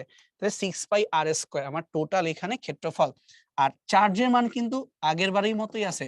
তাহলে sigma equal to Q by 6 pi R square. তার মানে আগে সিগমা কি ছিল? সিগমা 1 মানে কাটার আগে, আর সিগমা 2 এটা হচ্ছে কাটার পরে। চিন্তা করে দেখো মান কি বাড়ছে না কমছে? চার্জ কিন্তু ভাই চেঞ্জ হয়নি, চার্জ কিন্তু কিউই ছিল, কিউই আছে। শুধু পার্থক্য হইলো নিচের এরিয়াটা 4 থেকে 6। তুমি যত টুকরা করবা তোমার সারফেস এরিয়া তত বাড়বে, কখনোই কমবে না। তাহলে আমরা এটা তুলনা করতে পারি শেষ পর্যন্ত যে কি হবে সিগমা 2 আর কি ছিল সিগমা 1, যেন রেশিও করে ফেলি। তো দেখো এখানে কিউ কিন্তু বাদ, পাই আর স্কয়ার বাদ, খাই থাকলো কি 6 আর 4। তো 6 নিচে 4 উপরে, অথবা যে আমি অনুপাতটা করি তাহলে অনুপাত করলে পেয়ে যাব ফাইনালি 2/3। তা দেখো তো মানটা কি বাড়ছে না মানটা কমছে? অ্যাকচুয়ালি মানটা কিন্তু কমে গেছে, অর্থাৎ নতুন তলমাত্রিক ঘনত্ব আগের তলমাত্রিক ঘনত্বের 3 ভাগের 2 ভাগ, সো কমে গেছে। তাই আমরা এই পুরো জিনিসটাকে এভাবে মনে রাখবো, বস্তুকে যত কাটবা যত টুকরা করবা ততই তোমার এরিয়া বাড়বে। এটা কোথায় লিখতে পারি আমি? কোথায় লেখা যায়? ডান দিকে এখানে লিখে দিই যে কোনো বস্তুকে যত কেটে কেটে টুকরা করা হবে, কেটে কেটে টুকরা করা হবে, তোমার অ্যাকচুয়ালি তার সাথে ক্ষেত্রফলটা কমবে না, ক্ষেত্রফল বাড়তে থাকবে এবং তার সাথে সিগমার মানটা কমতে থাকবে। তো তুমি যত কেটে কেটে টুকরা করবা এরিয়া বাড়বে এবং তলমাত্রিক ঘনত্ব কমবে। ফাইন, ঠিক আছে। তো সামনে আগে আমরা তলমাত্রিক ঘনত্বের সাথে প্রাবল্যেরও ডাইরেক্ট সম্পর্ক আছে, এটা প্রুফ করতে গেলে কুলম্বের সূত্র বেশ হেল্পফুল। তাহলে আগে লিখে নিই আমরা তলমাত্রিক ঘনত্বের সূত্র, যে সিগমা সমান সমান কিউ ডিভাইডেড বাই এ। আমরা এখানে প্রুফ করার জন্য একটা গোলক ধরে নিচ্ছি, চিন্তা করতে ইজি হয়। তাহলে ক্ষেত্রফলটা হচ্ছে 4 পাই আর স্কয়ার। ঠিক আছে, আমরা একটা গোলক চিন্তা করতেছি 4 পাই আর স্কয়ার। এখন তুমি আমাকে বলো যে যদি আমরা প্রাবল্যের সূত্র লিখতে চাই গোলক শেপের জন্য, তাহলে কি ছিল? প্রাবল্যের সূত্র ছিল 1/4 পাই এপসাইলন নট কে charge divided by R square. এই তো, এটা হচ্ছে আমাদের প্রাবল্যের সূত্র আর এটা হচ্ছে আমাদের তলমাত্রিক ঘনত্বের সূত্র। কোন ক্ষেত্রে? দুইটাকে আমরা বের করলাম, একটা আর ব্যাসার্ধের গোলকের জন্য, গোলক আর ব্যাসার্ধের গোলক। ঠিক আছে, এই যে যার ব্যাসার্ধ আমি ঠিক আগে থেকে ইউজ করলাম বড় হাতের আর এই ব্যাসার্ধ। তো এবার কোশ্চেনটা উঠতেছে যে এদের মধ্যে সম্পর্কটা কি? তুমি চাইলে নিচ থেকে এটা কাজ করতে পারো, নিচের যে এই লেখাটা যে ই সমান সমান 1/4 পাই এপসাইলন, এটাকে একটু অ্যাডজাস্ট করো এইভাবে। সেটা হলো এপসাইলন নট আর কে, এই দুইটাকে এক জায়গায় রাখো আর 4 এবং পাইটাকে তুমি একটু ডান দিকে পাঠায় দাও। মানে আমি অ্যাডজাস্ট করা বলতে একটু ডানে বামে স্বর্ণকে করছি। এখন চিন্তা করে দেখো 1/epsilon naught ইনটু কে যেভাবে ছিল সেভাবে আছে, কিন্তু যদি তুমি চাও q/4 পাই আর স্কয়ার এইটাকে তলমাত্রিক ঘনত্ব সিগমা দিয়েও কিন্তু প্রকাশ করতে পারো। তার মানে আমরা এটা বলতে পারি প্রাবল্যের সাথে তলমাত্রিক ঘনত্ব ডিরেক্টলি সমানুপাতিক হয়ে গেছে এবং এই সূত্রকে সুন্দর করে লিখতে পারি প্রাবল্য সমান সমান তলমাত্রিক ঘনত্ব ডিভাইডেড বাই মাধ্যমের ভেদন যোগ্যতা। তার কারণ এপসাইলন নট ইনটু কে, এটাকে আবার একত্রিত করে বলা যায় যে কোনো মাধ্যমের ভেদন যোগ্যতা। ঠিক আছে, মনে থাকবে। তো এটা সম্পর্ক মানে পরস্পর সমানুপাতিক কিন্তু এই ধ্রুবকের মাধ্যমে সমানুপাতিক। ওকে, ফাইন। পরীক্ষায় কিন্তু ছোট্ট ছোট্ট প্রুফ গুলো স্যাররা যে কোনো মোমেন্টে দিয়ে বসতে পারেন, তো একটু বাসায় বারবার প্র্যাকটিস করতে হবে। আরেকটা রিমাইন্ডার দেই, এই যে প্রুফ গুলো আমি করতেছি আমি কিন্তু বেশ ইজি করে জাস্ট মানগুলো বসায় পক্ষান্তর করে ফেলতেছি। তোমরা চাইলে এগুলা ইন্টিগ্রেশন দিয়েও করতে পারো বা গাউসের সূত্র অ্যাপ্লাই করেও করতে পারো। এটা আমরা দেখাবো অন্য ক্লাসে যখন গাউসের টপিক আসবে, যে কিভাবে গাউসের টপিক দিয়েও বা সূত্রের কাজে লাগায়ও এগুলা প্রুফ করে ফেলা যেতে পারে। ফাইন, তাহলে সামনে আগাই। আরেকটা কাজ লিখতে ভুলে গেছিলাম, যে এই গোলকটা হচ্ছে বড় কিউ, এই চার্জে চার্জিত। চার্জ যদি না থাকতো তাহলে প্রাবল্য বের করব কি দিয়ে, বা তলমাত্রিক ঘনত্ব বের করব কি দিয়ে? এবার ঠিক আছে। আচ্ছা, এতক্ষণ তোমাদেরকে মোটামুটি যা কিছু বললাম বা পড়াইলাম প্রত্যেকটা কথাই আরেকবার এখানে সামারি করে সুন্দর করে লিখে দেওয়া আছে। তাই তুমি যদি কোনো কনফিউশনে পড়ো আমার কথায় যে কিছু মিস হয়ে গেছে, ভয় পাওয়ার কিছু নাই, দিয়ে দেওয়া আছে। এই যে 1 মোল ইলেকট্রন যে 96,500 কুলম্ব বা 1 ফ্যারাড, আমি তো এগুলো পড়ানোর সময় তোমাদেরকে বলে আসছিলাম। ঠিক আছে? যে মোট চার্জের পরিমাণ সবসময় স্থির থাকবে, কখনোই বাড়বেও না কমবেও না, খালি রূপান্তরিত হবে বা স্থানান্তরিত হবে, এই কথাও তোমাকে মাথায় রাখতে হবে। ঠিক এইভাবে যে প্লাসে মাইনাসে, মাইনাসে প্লাসে বা কোন কোন চার্জে আকর্ষণ, কোন কোন চার্জের বিকর্ষণ হয় উল্লেখ করা আছে।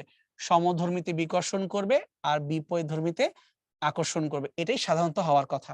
তলমাত্রিক ঘনত্ব সুন্দর করে বুঝে আসছিলাম, কিন্তু তলমাত্রিক ঘনত্ব যখন এককটা তুমি লিখবা একটু কেয়ারফুল থাকবা, কারণ কুলম্বের সিটা কিন্তু বড় হাতে লিখতে হয় এভাবে। আর যদি সেন্টিমিটার লেখো, ধরো কুলম আর m-2 এভাবে লিখবা। কেউ যদি এইভাবে লিখে বসো ছোট সি ছোট এম, তার মানে ওইটা কিন্তু হয়ে যাবে centimetre power -2। So be careful, কুলম্বের সি বড় হয় আর সেন্টিমিটারের সি ছোট হয়, একটুটা বসে দেখো। ওকে, চার্জের অবস্থান এটা তোকে আগেই বলছিলাম, যে চার্জ সব সময় বহিস্থ পৃষ্ঠে বা সিম্পলি পৃষ্ঠে অবস্থান করবে। ঠিক আছে? আর তোমার যত কার্ভেচার বেড়ে যাবে ওইখানে তোমার চার্জের ডেনসিটি বেড়ে যাবে। যেমন ধরো যদি আমরা একটা পেরেকের কথা বলি বা সূচের কথা বলি, সূচ কি হয়? নরমালি কিন্তু সারাক্ষণ এভাবে সে সোজা থাকবে এটা আমরা এক্সপেক্ট করি না। সূচে কিন্তু অগ্রভাগটা সূচালো হয়। অর্থাৎ আমি বলতে পারি এরকম। একটু বড় করে আঁকি বোঝানোর খাতিরে। এই যে এই অগ্রভাগটা একটু সূচালো পয়েন্টি এরকম হইতে হবে।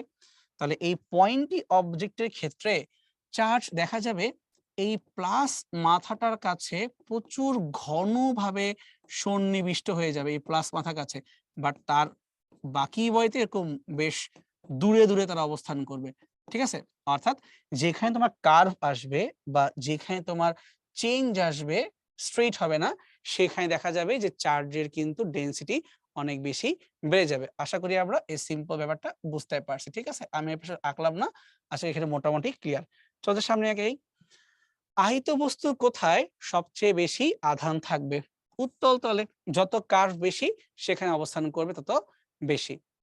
ধনাত্মক চার্জে চার্জিত একটা বেলুন মাটিতে গাঁথা ধাতব দণ্ডের সাথে স্পর্শ করলে বেলুনের চার্জের কি হবে? তোমাকে বলছিলাম যে সামনে একটা এমসিকিউ আসলে আমি ক্লিয়ার করে বলবো যে গ্রাউন্ডের কানেকশনটা কি। তো ধরলাম এটা আমাদের নরমাল একটা বস্তু, সেটা যে কোনো শেপের যে কোনো ম্যাটেরিয়াল দিয়ে তৈরি করা বস্তু। এটাকে আমরা প্রথমে চার্জিত করব। চার্জিত করব বলতে ধরো ধনাত্মক চার্জে চার্জিত করলাম অথবা ঋণাত্মক চার্জে চার্জিত করলাম। এখন হয়ে গেছে এটা চার্জিত বস্তু। কি করব? এদেরকে এখন আমরা মাটির সাথে গ্রাউন্ডের সাথে কানেক্ট করব। এই যে মাটির সাথে বা গ্রাউন্ডের সাথে সামহাউ কানেক্ট করব। কানেক্ট করলে কি হবে? কানেক্ট করলে ও নিউট্রাল হয়ে যাবে। কিভাবে নিউট্রাল হবে এইটাই হচ্ছে প্রশ্ন। যদি মাইনাস চার্জে চার্জিত করো তখন এই পুরা ঋণাত্মক চার্জটা মাটিতে ফ্লো হয়ে যাবে এবং এটা নিউট্রাল হয়ে যাবে। কারণ মাইনাস চার্জ মানে আসলে কি? মাইনাস চার্জ মানে আসলে ইলেকট্রন। তো ইলেকট্রন গুলো মাটিতে ট্রান্সফার হয়ে যাবে। আর পজিটিভ চার্জের ক্ষেত্রে কি হবে? সেই ক্ষেত্রে মাটি তো ঋণাত্মক চার্জের আধার, সে কি করবে? সে উল্টা কিছু মাইনাস চার্জ এখানে সাপ্লাই করবে। ঠিক আছে? ইলেকট্রন উল্টা দিবে। তখন ওই ইলেকট্রন গিয়ে এই প্রত্যেকটা প্লাসকে নালিফাই করে দিবে। অর্থাৎ ৩ টা ইলেকট্রন গিয়ে এটাকে নিউট্রাল করবে। আর ৩ টা ইলেকট্রন এখান থেকে বের হয়ে গিয়ে নিউট্রাল হয়ে যাবে। সো বোথ কেসে অ্যান্সার একটাই, নিউট্রাল তোমাকে হইতেই হবে। কিন্তু হয় তুমি চার্জ ছাড়বা না তুমি চার্জ নিবা, দুটো অ্যাটাক করতেই হবে। তাহলে ধনাত্মক চার্জ ছিল, তার মানে ইলেকট্রন আসবে, ইলেকট্রন এসে ওর চার্জকে নিউট্রাল করে দিবে, কমে যাবে, একই থাকবে, শূন্য হবে, একদম চার্জ জিরো হয়ে যাবে, নিউট্রাল হয়ে যাবে। আধানের কোয়ান্টাইন অনুসারে কোন বস্তুতে নিচের কোন চার্জ থাকা সম্ভব? কোয়ান্টাইন তো, তাহলে বেসিক্যালি কি করতে বলতেছে, বেসিক্যালি আমরা এখানে কিউ সমান সমান এন ই, অর্থাৎ যেই চার্জটাকে আমি 1.6 ইন্টু 10⁻⁻19 দিয়ে ভাগ দিলে একটা পূর্ণ সংখ্যা পাবো, সে হবে আমার উত্তর। তো তুমি যদি দেখে বুঝতে পারতেছো এখানে 19 -19 এগুলা কাটাকাটি করাই যাবে, এগুলাকে চেক দেওয়ার দরকারই নেই। তাহলে তুমি শুধুমাত্র সংখ্যা মানকে চেক করো। 9.4 আর 1.6 কাটাকাটি যায় না সুন্দর মতো, 4.6 এটাও যায় না, বাট 6.4 হলে যাইতো। কিভাবে? 464, 6.4 হলে যাইতো। 6.2 পসিবল না, কিন্তু 3.2 তো পসিবল। কেমনে? 16কে ডাবল করলে হয় 32, তার মানে যদি আমি 3.2 ইন্টু 10⁻⁻19 কে নেই, সুন্দর মতো মান হবে 2, 16 গুণী 32। তার মানে আমরা বুঝে গেছি এখানে আমাদের অ্যান্সার তাহলে হবে ডিরেক্টলি একদম 4 নাম্বারটা। আশা করি বুঝতে পারছো কি চিন্তা করলাম। 19 নিয়ে মাথাতে না, আর মাথাতে এখানে এই সহগগুলাকে নিয়ে, এ কাটতে পারলেও এমনিই কাটবে। ওকে, সামনে আগাই। 1 কুলম্ব চার্জের জন্য কতগুলো ইলেকট্রনের প্রয়োজন হবে? আচ্ছা, কিভাবে করব? কিউ সমান সমান এন ই। 1 কুলম্ব মানে কি? জাস্ট কিউ এর ভ্যালু 1, ডিভাইড করব কি দিয়ে?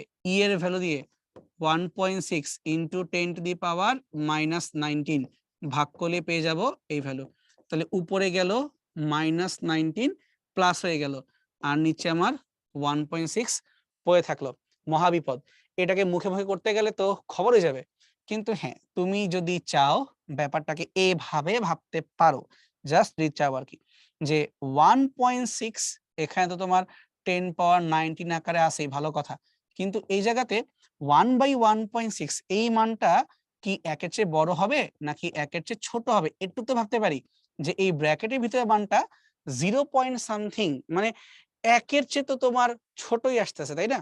কিন্তু যদি 19 থেকে একটা ঘর ওকে দিয়ে দেই, অর্থাৎ যদি এটাকে আমরা এরকমটা করে দেই 10 ডিভাইডেড বাই 1.6 ইন্টু 10⁻18, তখন আমার উত্তরটা কিন্তু 1 প্লাস, মানে 1 এর চেয়ে বড় আসবে। তাহলে 23, 19 এটা হইতে পারে না, কারণ এত বড় সংখ্যা হবে কেমনে? পসিবল না। তুমি যদি 19 ধরে আগাও, 1.6 এটা হবে কেমনে? 1 এর ছোট, এটাও বাদ। 16, আচ্ছা চেক দিতে হবে, 16 হইতে পারে, কিন্তু 16 যদি হয় এই ভ্যালু 9 কেমনে হইলো? তার কারণ আমি তো 18 করলে এখানে 1 পয়েন্ট সামথিং, এখানে তো যদি আমি 16 করি এখানে তো আরো 3 গুণ 1000 হয়ে যাবে, 1000 তো নাই। সো এইটা তো পসিবল না। কিন্তু 10⁻18 যখন দিছো এই মানটা কিন্তু 1 এর চেয়ে একটু বড় আসছে, তাহলে আমি অঙ্ক না করেই বুঝতেছি আমার অ্যান্সারটা মাস্ট এই জায়গাতেই যাবে। ঠিক আছে? আর তুমি বলো যে ভাই তাও কেমন জানি খটকা লাগতেছে, তাইলে কিচ্ছু করার নাই, আমার ভাঙতেই হবে। 10/1.6 কি লিখতে পারি? 100/16। আমি আবারও বলতেছি 10/1.6, 10 উপরে গেল 100/16। তুমি 4 দিয়ে কাটতে চাও, 4 25 100, 4 4 16। এখন তুমি 4 দিয়ে 25 কে কাটতে চাও, 4 6 24।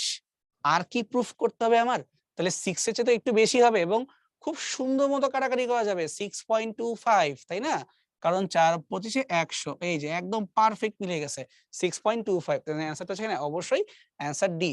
আর না যে আমি যে করলাম যে ভাই কোনটা হইতে পারে না, কোনটা হইতে পারে না, বাদ দিয়ে করলাম, তোমার ইচ্ছা, যেটা পছন্দ হয় এটা করলেই হইলো। ঠিক আছে, সামনে আগাই। দুইটা গোলকের ব্যাসার্ধ 2 এবং 4 এবং এদেরকে 1000 এবং 2000 কুলম্ব চার্জ করলাম, ক্ষুদ্র আর বৃহৎ গোলকের তলমাত্রিক ঘনত্বের অনুপাত কত হবে? তাহলে sigma 1 by sigma 2 equal to কি হবে রে ভাই? Charge divided by 4 pi R square. 4 pi লিখবই না, জাস্ট আর স্কয়ার, ঠিক আছে?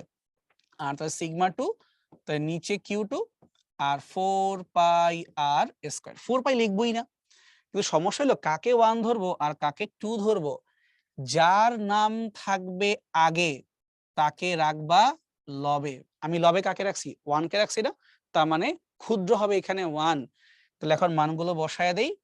তাই দেখো তো ভাই, ছোট্ট গোলককে 2 সেন্টিমিটার, তাহলে ছোট্ট গোলকের ব্যাসার্ধ বসবে এখানে, 2 কে স্কোয়ার করলে কত হয়? 4 হয়। আর বড় গোলকের ব্যাসার্ধ কত? 4, 4 কে স্কোয়ার করলে কত হয়? 16। ক্ষুদ্র গোলকের চার্জ হচ্ছে 1000, রাখলাম আমরা 1000। আর বড় গোলকের চার্জ কত? 2000, রাখলাম নিচে আমরা 2000। এখন তো কাটাকাটি করাই যায়, তাহলে এখানে 1 আর 2 থাকলো, 4 2 এ 8, 8 2 এ 16, তাহলে কাটলে হয়ে গেল তোমার 2। এন্ড 2 বলতে কি, নিচে 1 আছে না, সো 2:1। তো অ্যান্সারটা এখানে 2:1। আবার কেউ 1:2 করো না, যার নাম আগে দেখবা তাকে তুমি লবে রাখবা। আর আমি লবে 1 কে লিখছিলাম, তো এই জন্য আমি উপরে সব ছোট ছোট মানগুলো বসাই দিয়েছিলাম। আশা করি আমরা থিমটা ধরতে পারছি। এবার যাব কুলম্বের সূত্র। কুলম্বের সূত্র থেকে ডিরেক্টলি অঙ্ক হয়তোবা তুমি এখানে কম দেখতে পারতেছো, মানে সেরকম মনে হচ্ছে না, কিন্তু কুলম্বকে কাজে লাগাই তো সব সূত্র আসে, তাই না? তাহলে আমরা এখানে ভাবতে পারি যে কুলম্বের সূত্র বুঝতে হবে, এই সাল দেখে আসলে তেমন কিছু সিগনিফিকেন্স আসতেছে না, পরে চিন্তা করে বাদ দাও। রিটেন পরীক্ষা আসে নাই, আসতেও পারে, মানা করছে কে? তাহলে আসো আমরা একটু বোঝার চেষ্টা করি।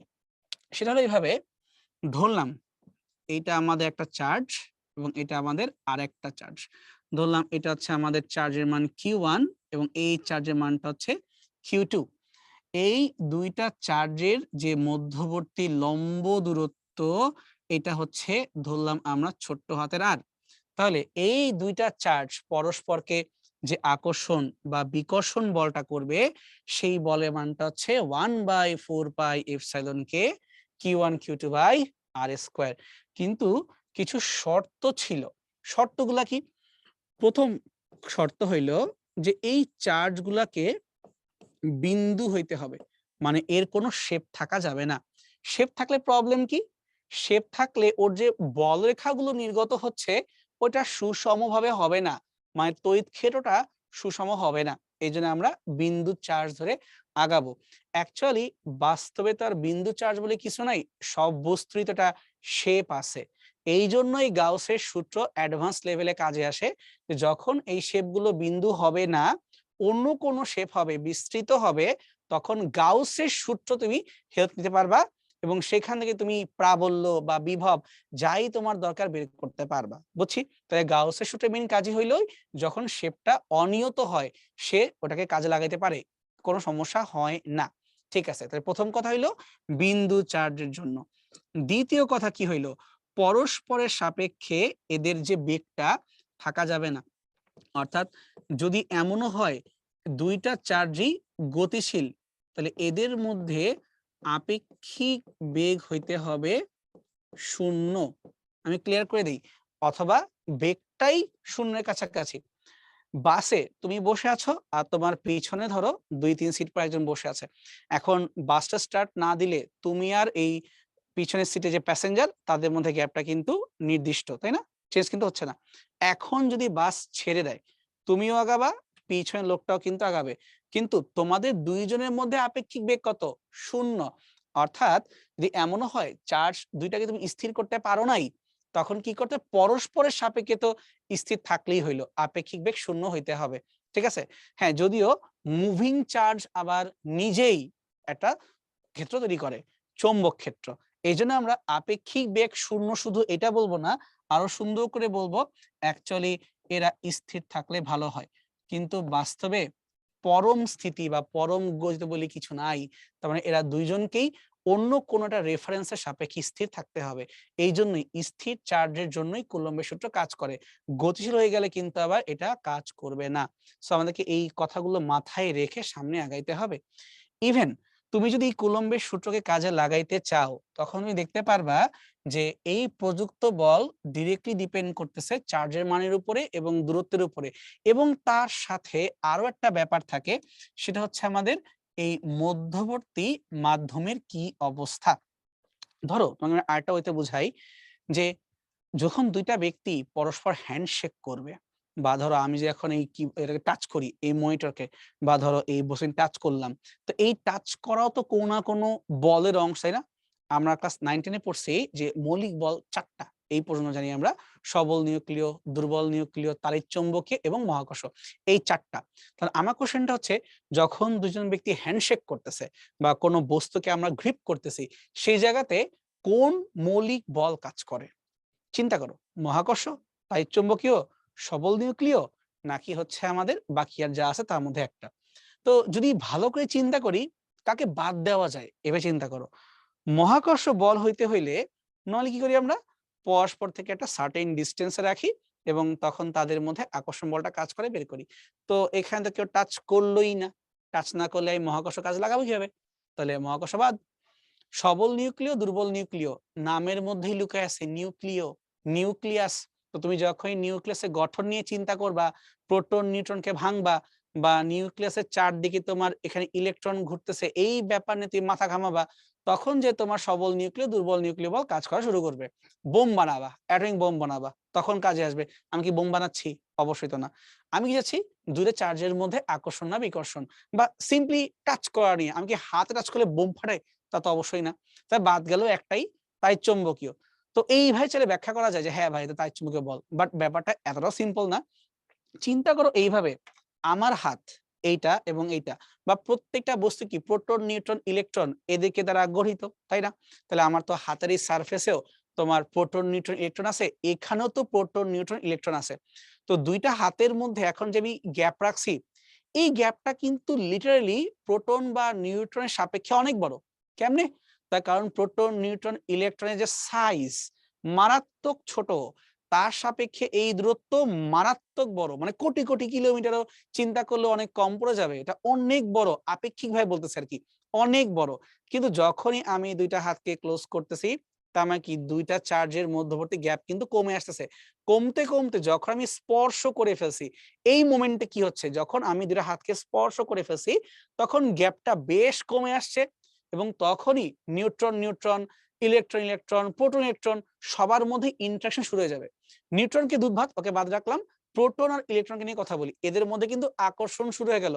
যদিও এট দ্য সেম টাইম দুইটা প্রোটনের মধ্যে কিন্তু বিকর্ষণও হচ্ছে। তুমি চিন্তা করে দেখো তাহলে, যে আমি যদি বলি, তাহলে এই ক্যালকুলেটরের উপর দিয়ে আমি এই স্লাইডারটাকে মুভ করাবো, আমি কিন্তু বেশি প্রেসার দিচ্ছি না, আস্তে করে টানলাম, সরলো, বাট একটু বাধা পাচ্ছি, হালকা হালকা বাধা পাচ্ছি। কেন? তার কারণ এই স্লাইডার আর এই ক্যালকুলেটর, এদের মাঝখানে গ্যাপটা কিন্তু বেশ কমে গেছে। মানে আমি আমার জায়গা থেকে তো টাচ করাই দিছি, আর কিসের ডিস্টেন্স আবার। কিন্তু প্রোটন, নিউট্রন, ইলেকট্রন তাদের রেঞ্জে একটু হইলেও গ্যাপ আছে, বাট অনেক গ্যাপ কমাই ফেলছি। তার মানে এই যে যখনই একটা বস্তুর উপর দিয়ে আরেকটা বস্তুকে আপেক্ষিকভাবে তুমি গতি দেওয়ার চেষ্টা করতেছো, তখন কি একটা বাধা ফিল করতেছো, এটাকে অ্যাকচুয়ালি বলতেছি আমরা ঘর্ষণ। আর এই ঘর্ষণটা কেন উৎপন্ন হইলো? এই যে এই বান্দার কারণে। তার মানে এটা একটা তাড়িৎচুম্বকীয় বলেরই উদাহরণ, এই ঘর্ষণ বল। এখন তুমি বলো যে ভাই, এই স্লাইডটাকে জোরে চাইপা ধরেন, এই যে আমি জোরে ধরে রাখছি, এবার টানলেও কিন্তু সরতেছে না। কেন সরতেছে না? এইটার ব্যাখ্যাটাও ওই হ্যান্ডশেকের মতো। যখন দুইটা হাতকে আমি ধরে জোরে চাপা দিচ্ছি, তার মানে কি আমি যত জোরে চাপা দিব ডিস্টেন্স তত কমে আসবে, আর ডিস্টেন্স যত কমে আসবে ফোর্সের মান তত বেড়েই যাবে। তার মানে এটা স্থির তাড়িৎচুম্বকীয় বলকেই ইন্ডিকেট করে। তার মানে যত কিছু তুমি টাচ করতেছো, এই বোর্ড হোক, এই কলম হোক, হোয়ারএভার, সবই কিন্তু আসলে তাড়িৎচুম্বকীয় বলেরই একটা এক্সাম্পল। হোপফুলি ক্লিয়ার করতে পারছি। আচ্ছা, তাহলে এখন আসো তো, এই কুলম্বর সূত্র দ্বারা আমরা যদি চাই আর কি কি জিনিস চিন্তা করতে পারি। আরেকটা ব্যাপার আছে, এই যে মাধ্যমের কথা বলতেছিলাম না, যে তুমি কোন মাধ্যমে আছো, এটা কিন্তু একটা ফ্যাক্টর। কেন? তার কারণ ধরো, যদি আমরা প্লাস চার্জের কথা বলি বা মাইনাস চার্জের কথা বলি, তারা অ্যাকচুয়ালি কি করে, একটা তড়িৎ ক্ষেত্র তৈরি করে। তড়িৎ ক্ষেত্র কিভাবে কাজ করে? চার্জ থেকে তড়িৎ বলরেখাগুলো লম্বভাবে সব দিকে ছড়ায় যায়। এই ধারণা প্রথম কে দিছিলেন? বিজ্ঞানী মাইকেল ফ্যারাডে। উনি দিছিলেন এই ধারণা, যে তুমি চার্জ থেকে বা even north pole, south pole থেকে এটা বলতে পারো যে সব দিকে লম্বভাবে বলরেখাগুলো আইদার প্রবেশ করে অথবা বের হয়ে যায়। এখন কতগুলো বলরেখা বের হবে বা কতগুলো বলরেখা প্রবেশ করবে, এইটা ডিপেন্ড করবে চার্জের মানের উপরে এবং কোন মাধ্যমে আছে তার উপরে। মানে পানিতে হয়তো একটা নির্দিষ্ট সংখ্যক রেখা বের হবে, বাতাসে আরো বেশি বের হবে। বাতাসে যে বেশি বের হবে, পানিতে কম বের হবে। কেমনে বুঝবো? এইটাই তো মাধ্যমের বৈশিষ্ট্য। অর্থাৎ যত বেশি বলখা বের হবে তত বেশি ইনফ্লুয়েন্স করতে পারবে, এদের মধ্যে আকর্ষণ বা বিকর্ষণ তত বেশি হবে। অর্থাৎ মাধ্যমের উপর ডিপেন্ড করে এদের মধ্যে ইন্টারেকশনটা কত বেশি বা কত কম হবে। সেটাকে সিম্পলি আমরা মাধ্যমের ভেদন যোগ্যতা এপসাইলন দিয়ে প্রকাশ করি। তাহলে শূন্য মাধ্যমের ক্ষেত্রে এই ভেদন যোগ্যতার মানটা হয় 8.854 10⁻⁻12। ঠিক আছে, আমার ছেলে এককও বের করতে পারবো, একক বের করাও কোনো ব্যাপার না। কিভাবে? এটাকে উঠাই দিব, ভাগ দিব। তো উপরে দুইটা কুলম্ব, কুলম্ব স্কোয়ার, নিউটন ভাগ হইলো মিটার স্কোয়ার ভাগ আকারে আছে, তাহলে কুলম্ব মিটার পাওয়ার -2 নিউটন পাওয়ার ইনভার্স। এই যে তড়িৎ মাধ্যমাঙ্ক বা ভেদন যোগ্যতা আমরা এই যে বের করছি। এখন একটা কথা বলি দেই, বলরেখা যে বের হইলো ওগুলা কি হইলো? এইভাবে প্লাস থেকে বলরেখাগুলো বের হয়ে মাইনাসের দিকে চলে যায়। প্লাস থেকে বের হবে, মাইনাসের দিকে চলে যাবে, লম্বভাবেই বের হবে এবং লম্বভাবেই প্রবেশ করবে। কিন্তু কিছু ব্যাপার খেয়াল রাখতে হবে, সেটা হচ্ছে কখনোই একটা বলরেখা আরেকটা বলরেখাকে কাটতে পারবে না, টাচও করতে পারবে না। কিন্তু হ্যাঁ, পরস্পরকে ইনফ্লুয়েন্স করবে। এই কথা মানে হইলো বলরেখাগুলো চেষ্টা করবে যত বেশি ঘন সন্নিবিষ্ট আকারে থাকা যায় তারা চেষ্টা করবে, কিন্তু স্পর্শও করবে না, ছেদও করবে না। অর্থাৎ এরা একটা স্ট্রং ফিল্ড তৈরি করবে। এখানে প্লাস এবং মাইনাস দুইজনকে আঁকছি কিন্তু, তাই না? তো যদি শুধু প্লাস দিয়ে একটা বের হয়ে যাইতো সোর্স, মাইনাস শুষে ফেলতো সিঙ্ক। এখন দুইটাই সমমানের এবং বিপরীত ধর্মী, এই জন্য যতগুলা বাইর হইছে অতগুলাই ঢুকছে। এমন হয় নাই যে এখান থেকে তোমার যতগুলা বের হবে ওই পাশ থেকে কম ঢুকবে, নো, এখানে যতগুলা বেরিয়েছে অতগুলাই ঢুকছে। একটা দ্বিপল দ্বিপল ফিরে আসতেছে কি? দ্বিপল কিন্তু এরকমই সমমানের কিন্তু বিপরীত ধর্মী দুইটা চার্জ, কিন্তু এদের মধ্যবর্তী গ্যাপটা অনেক ছোট হইতে হয়। এখানে আমি পরে আরো ডিসকাস করব। আপাতত আমি এই জায়গায় থাকি। তার মানে এই যে বল রেখাগুলো এদিক থেকে এদিকে পাস করতেছে, মাঝখানে মাধ্যম আছে, এই মাধ্যমটাই কত ইজিলি ভেদ করে যাবে এইটাই ডিপেন্ড করবে এই এপসাইলন নটের উপরে, যাকে বলতেছি আমরা মাধ্যমের ভেদন যোগ্যতা। ঠিক আছে, এমন এক জায়গায় লিখছি পুরা মুইসে শহীদ হয়ে গেছে। একটা কাজ করি, ড্রয়িংটা শুধু থাকুক, আমি আরেক জায়গায় আবার লিখে দিই, কোনো সমস্যা নাই। তাহলে এই যে মাধ্যমের ভেদন যোগ্যতা শূন্য মাধ্যমের 8.854 ইন্টু 10⁻⁻12, আর এককটা হবে per newton per metre square coulomb square. ঠিক আছে, এবং তার সাথে যে কে গুণ করা, এই কেটাকেই বলতেছি আমরা পরাবৈদ্যুতিক ধ্রুবক অথবা ডাই ইলেকট্রিক কনস্ট্যান্ট। ঠিক আছে, মানে কোন মাধ্যমে আছি তার উপর ডিপেন্ড করবে কে এর মানটা কত। এই জায়গা থেকে আমরা অন্তত এতটুকু বলতে পারি, কে এর মান যত বেশি হবে ফোর্সের মান তত কম হবে।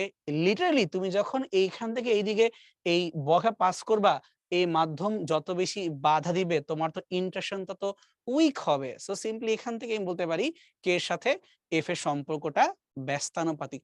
তো মোটামুটি মনে হয় আমরা কুলম্বের সুষমকে একটা আইডিয়া পেয়ে গেছি।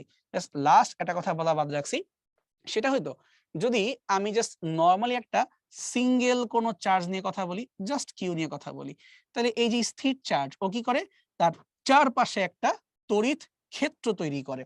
তার মানে যতটুকু পর্যন্ত ও অন্য কোন চার্জ আসলে ও প্রকাশ করে আমি এক্সিস্ট করি। আমার কোশ্চেনটা এক্স্যাক্টলি এটাই, যে যে কোনো চার্জের ক্ষেত্রে তার এই যে একটা তড়িৎ ক্ষেত্র, মানে যত দূর পর্যন্ত সে এক্সিস্ট করে সেটা অ্যাকচুয়ালি কত দূরত্ব পর্যন্ত। আমি আবারও বলি, তড়িৎ ক্ষেত্রটা কত দূর পর্যন্ত এক্সিস্ট করে, মানে এই যে বাউন্ডারিটা আনুমানিক কিরকম এটা বের করতে হবে। দুইবার গোলাকার ট্রাই করলাম, দুইবারই সুন্দর হয় নাই, আরেকবার ট্রাই করি, নাইলে বাদ। এই নাও, এইবার তাও মোটামুটি আগের চেয়ে ভালো। তার মানে কি, যে কোনো অঙ্ক তুমি ট্রাই করলা, ফেইল করলা, ভুল করলা, চেষ্টা না করলে তো সুন্দর হবে না। এই আমি করলাম ৩ বার আঁকলাম, ৩ নাম্বার বারে যায় তাও একটু দেখার মতো হইছে।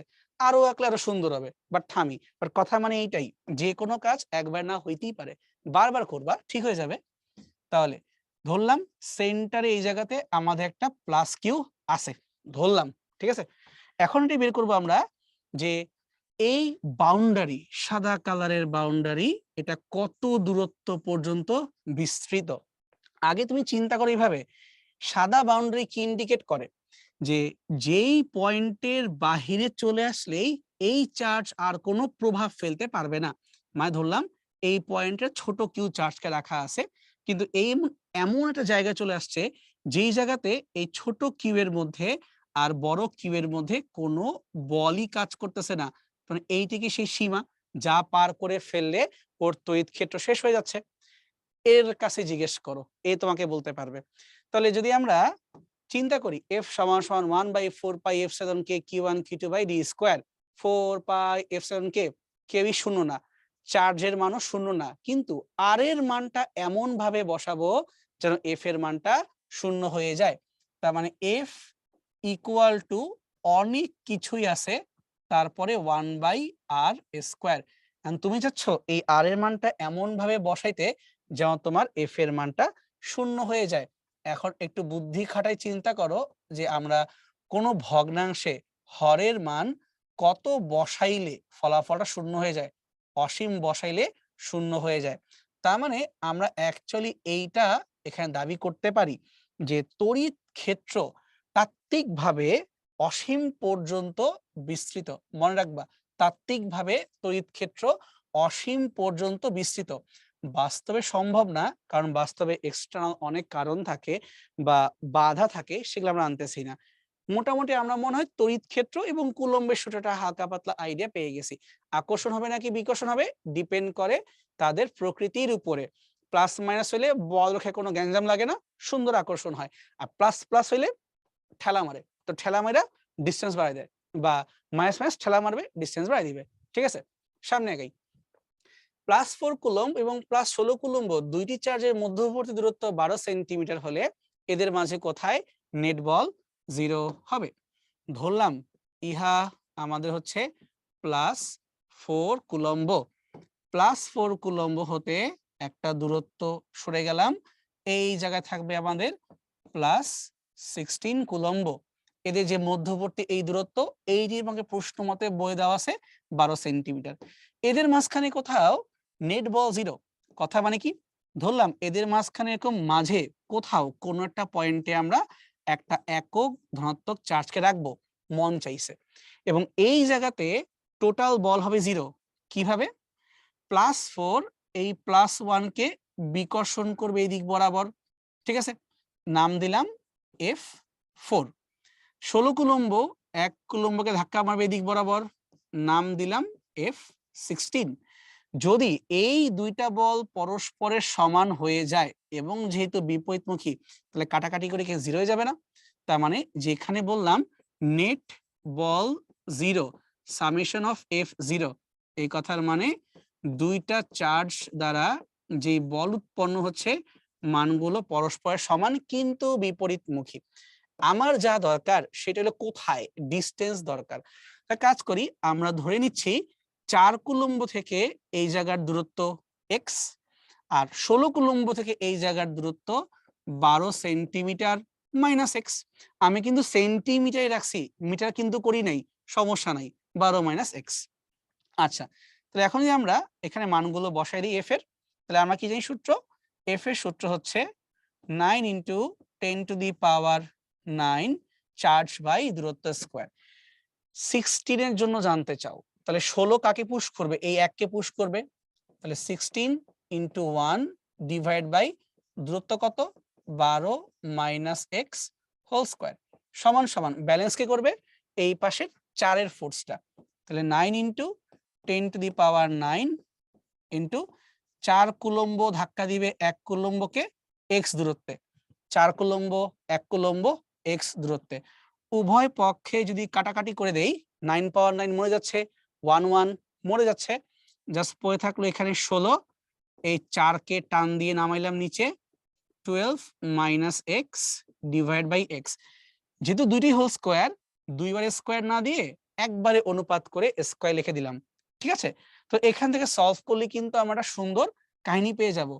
একটা ঘটনা আছে এই জায়গাতে, সেই ঘটনাটা হইলো, আমি এটাকে তো সলভ করব, বাট সেটা করার আগে এই লাইনটা একটু লজিক্যালি ভাবো। লজিক্যালি ভাবো এইভাবে যে যদি এইটাকে আমরা Q1 বলি, আর যদি আমরা এটাকে Q2 বলতাম, আর টোটাল যে দূরত্ব তাকে যদি আমরা D বলতাম, তাহলে কি লেখাটা এরকম দাঁড়াইতো না, Q1 Q2 আর এটা D - x।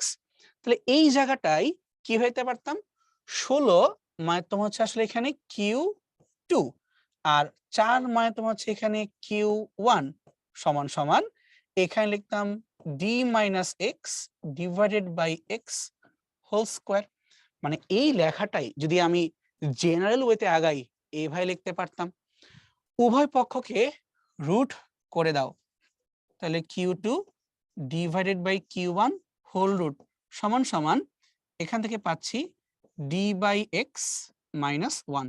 উভয় পক্ষকে আমরা বর্গমূল করে দিলাম, করলে কিন্তু এটা পেয়ে যাচ্ছি। তাহলে যদি পক্ষান্তর করি এই 1টা তোমার চলে আসতেছে ওই পাশে, আমি লিখতে চাই, লিখতে পারি এইভাবে D বাই x, এই যে লিখলাম এইভাবে। এখন তোমার এই -1টা যে ওই পাশে চলে আসে, তাহলে হচ্ছে +1, তাহলে 1 plus Q2 divided by Q1 whole root. এই পর্যন্ত কিন্তু কারো কোনো দ্বিমত থাকা উচিত না। এবার লাস্ট লাইন এবং তুমি পেয়ে যাবা একটা ইম্পর্টেন্ট সূত্র। এখান থেকে আমার টার্গেট কি, আমাদের কিন্তু এখানে টার্গেটটাই হচ্ছে ওই এক্সটাকে খুঁজে পাওয়া। তাহলে ফাইনালি কি বলতে পারি, x equal to d divided by 1 plus Q2 divided by Q1, এটারই ফাইনাল লাইন। তার মানে এটা হচ্ছে আমাদের একটা শর্টকাট।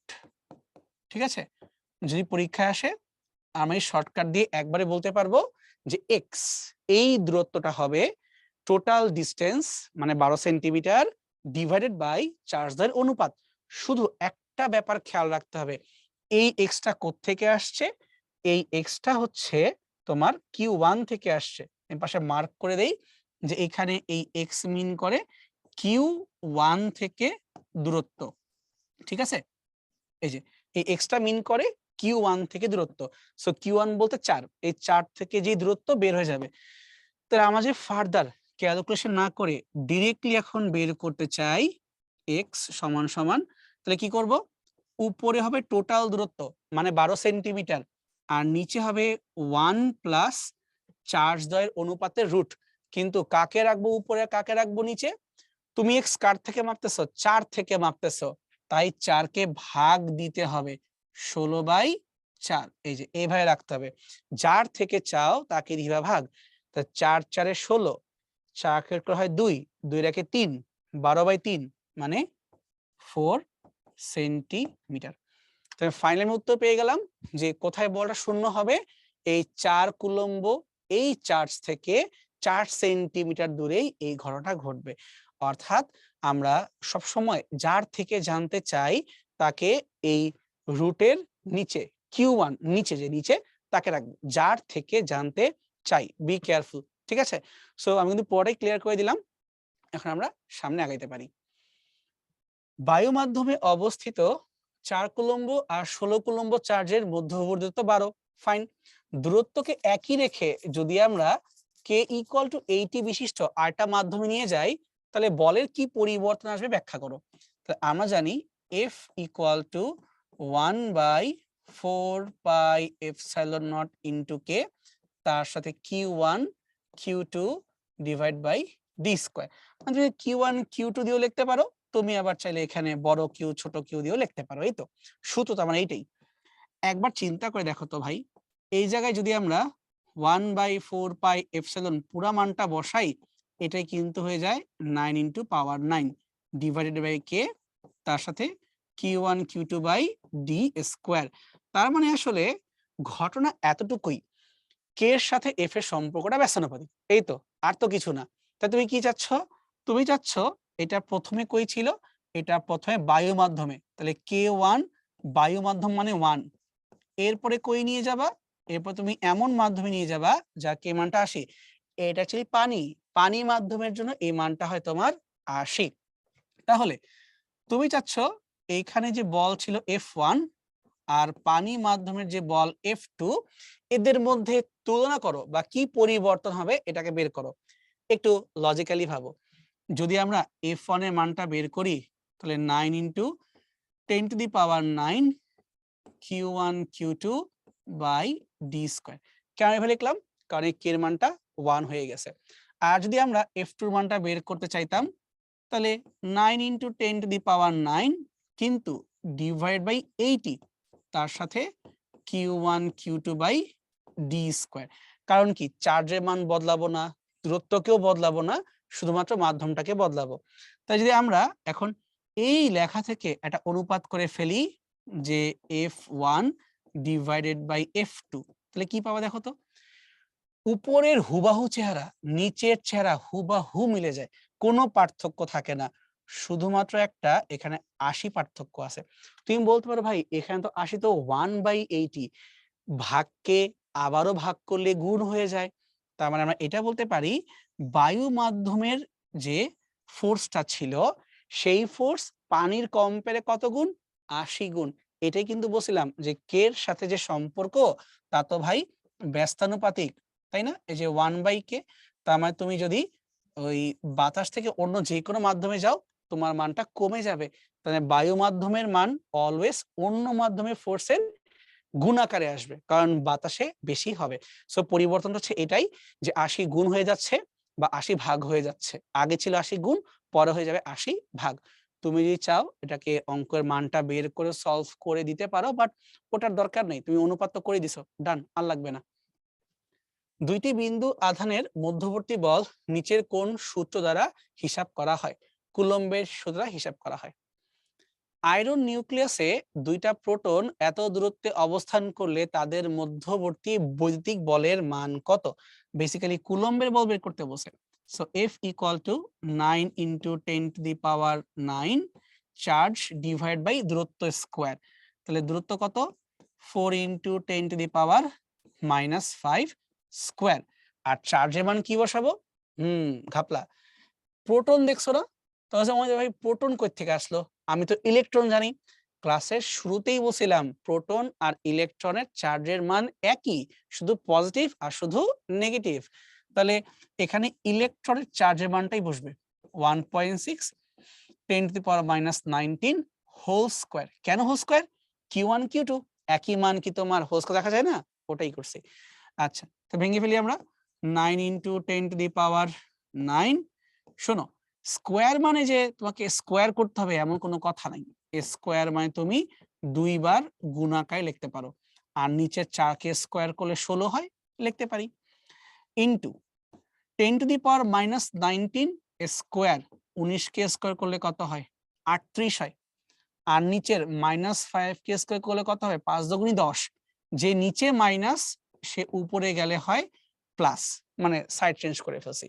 আসো এবার একটু কাটাকাটি করা যাক। যদি আমরা চাই এখানকার 1.6 আর এখানকার 16 কাটতে পারবো কিভাবে? 1.6 আর 16 কে কে দিব? শুধু পার্থক্য হচ্ছে নিচে আমার একটা 10 চলে আসবে, কারণ কি ও বড় না, একটা 10 চলে আসলো। তাহলে আমরা এখানকার এই 9টাকে হাত দিচ্ছি না, রাখলাম। এখানকার 1.6 কে হাত দিচ্ছি না, রাখলাম। সংখ্যা মান কিন্তু এই দুইটাই, আর বাকি সব 10। তাহলে এই যে 9 আর এই যে 10, এরা যদি তুমি কাটাকাটি করতে চাও লজিক্যালি ভাবো, এই +10 যখন উপরে যাচ্ছে এই -10 কে ক্যান্সেল করায় দিচ্ছে, তাই না? তাহলে 10 টু দি পাওয়ার শুধু -38 আর তোমার হচ্ছে +9। তাই যদি যোগ বিয়োগ করে ফেলি তাহলে -38 আর তো হচ্ছে +9, 8 গেল, আরো একটা তোমার এখানে যেতে হবে, তাহলে -29। তাহলে এখানে অ্যান্সারটা আসছে 9 ইনটু 1.6 ইনটু 10 টু দি পাওয়ার -29। ঠিক আছে? আচ্ছা, একটা ছোট্ট এখানে গন্ডগোল পাকছে, সেটা হইলো মধ্যবর্তী দূরত্ব তো পাওয়ার -15, আমি এখানে ভুল লিখছি +5। তাই তো বলি মান এত ছোট কেমনে আসে? এটা লজিক্যাল না। কারণ কি স্থির বৈদিক বলে তো অনেক বড় হওয়ার কথা না, ছোট হবে না। তাহলে -15, সরি আমার একটু এখানে মিস্টেক হয়েছে।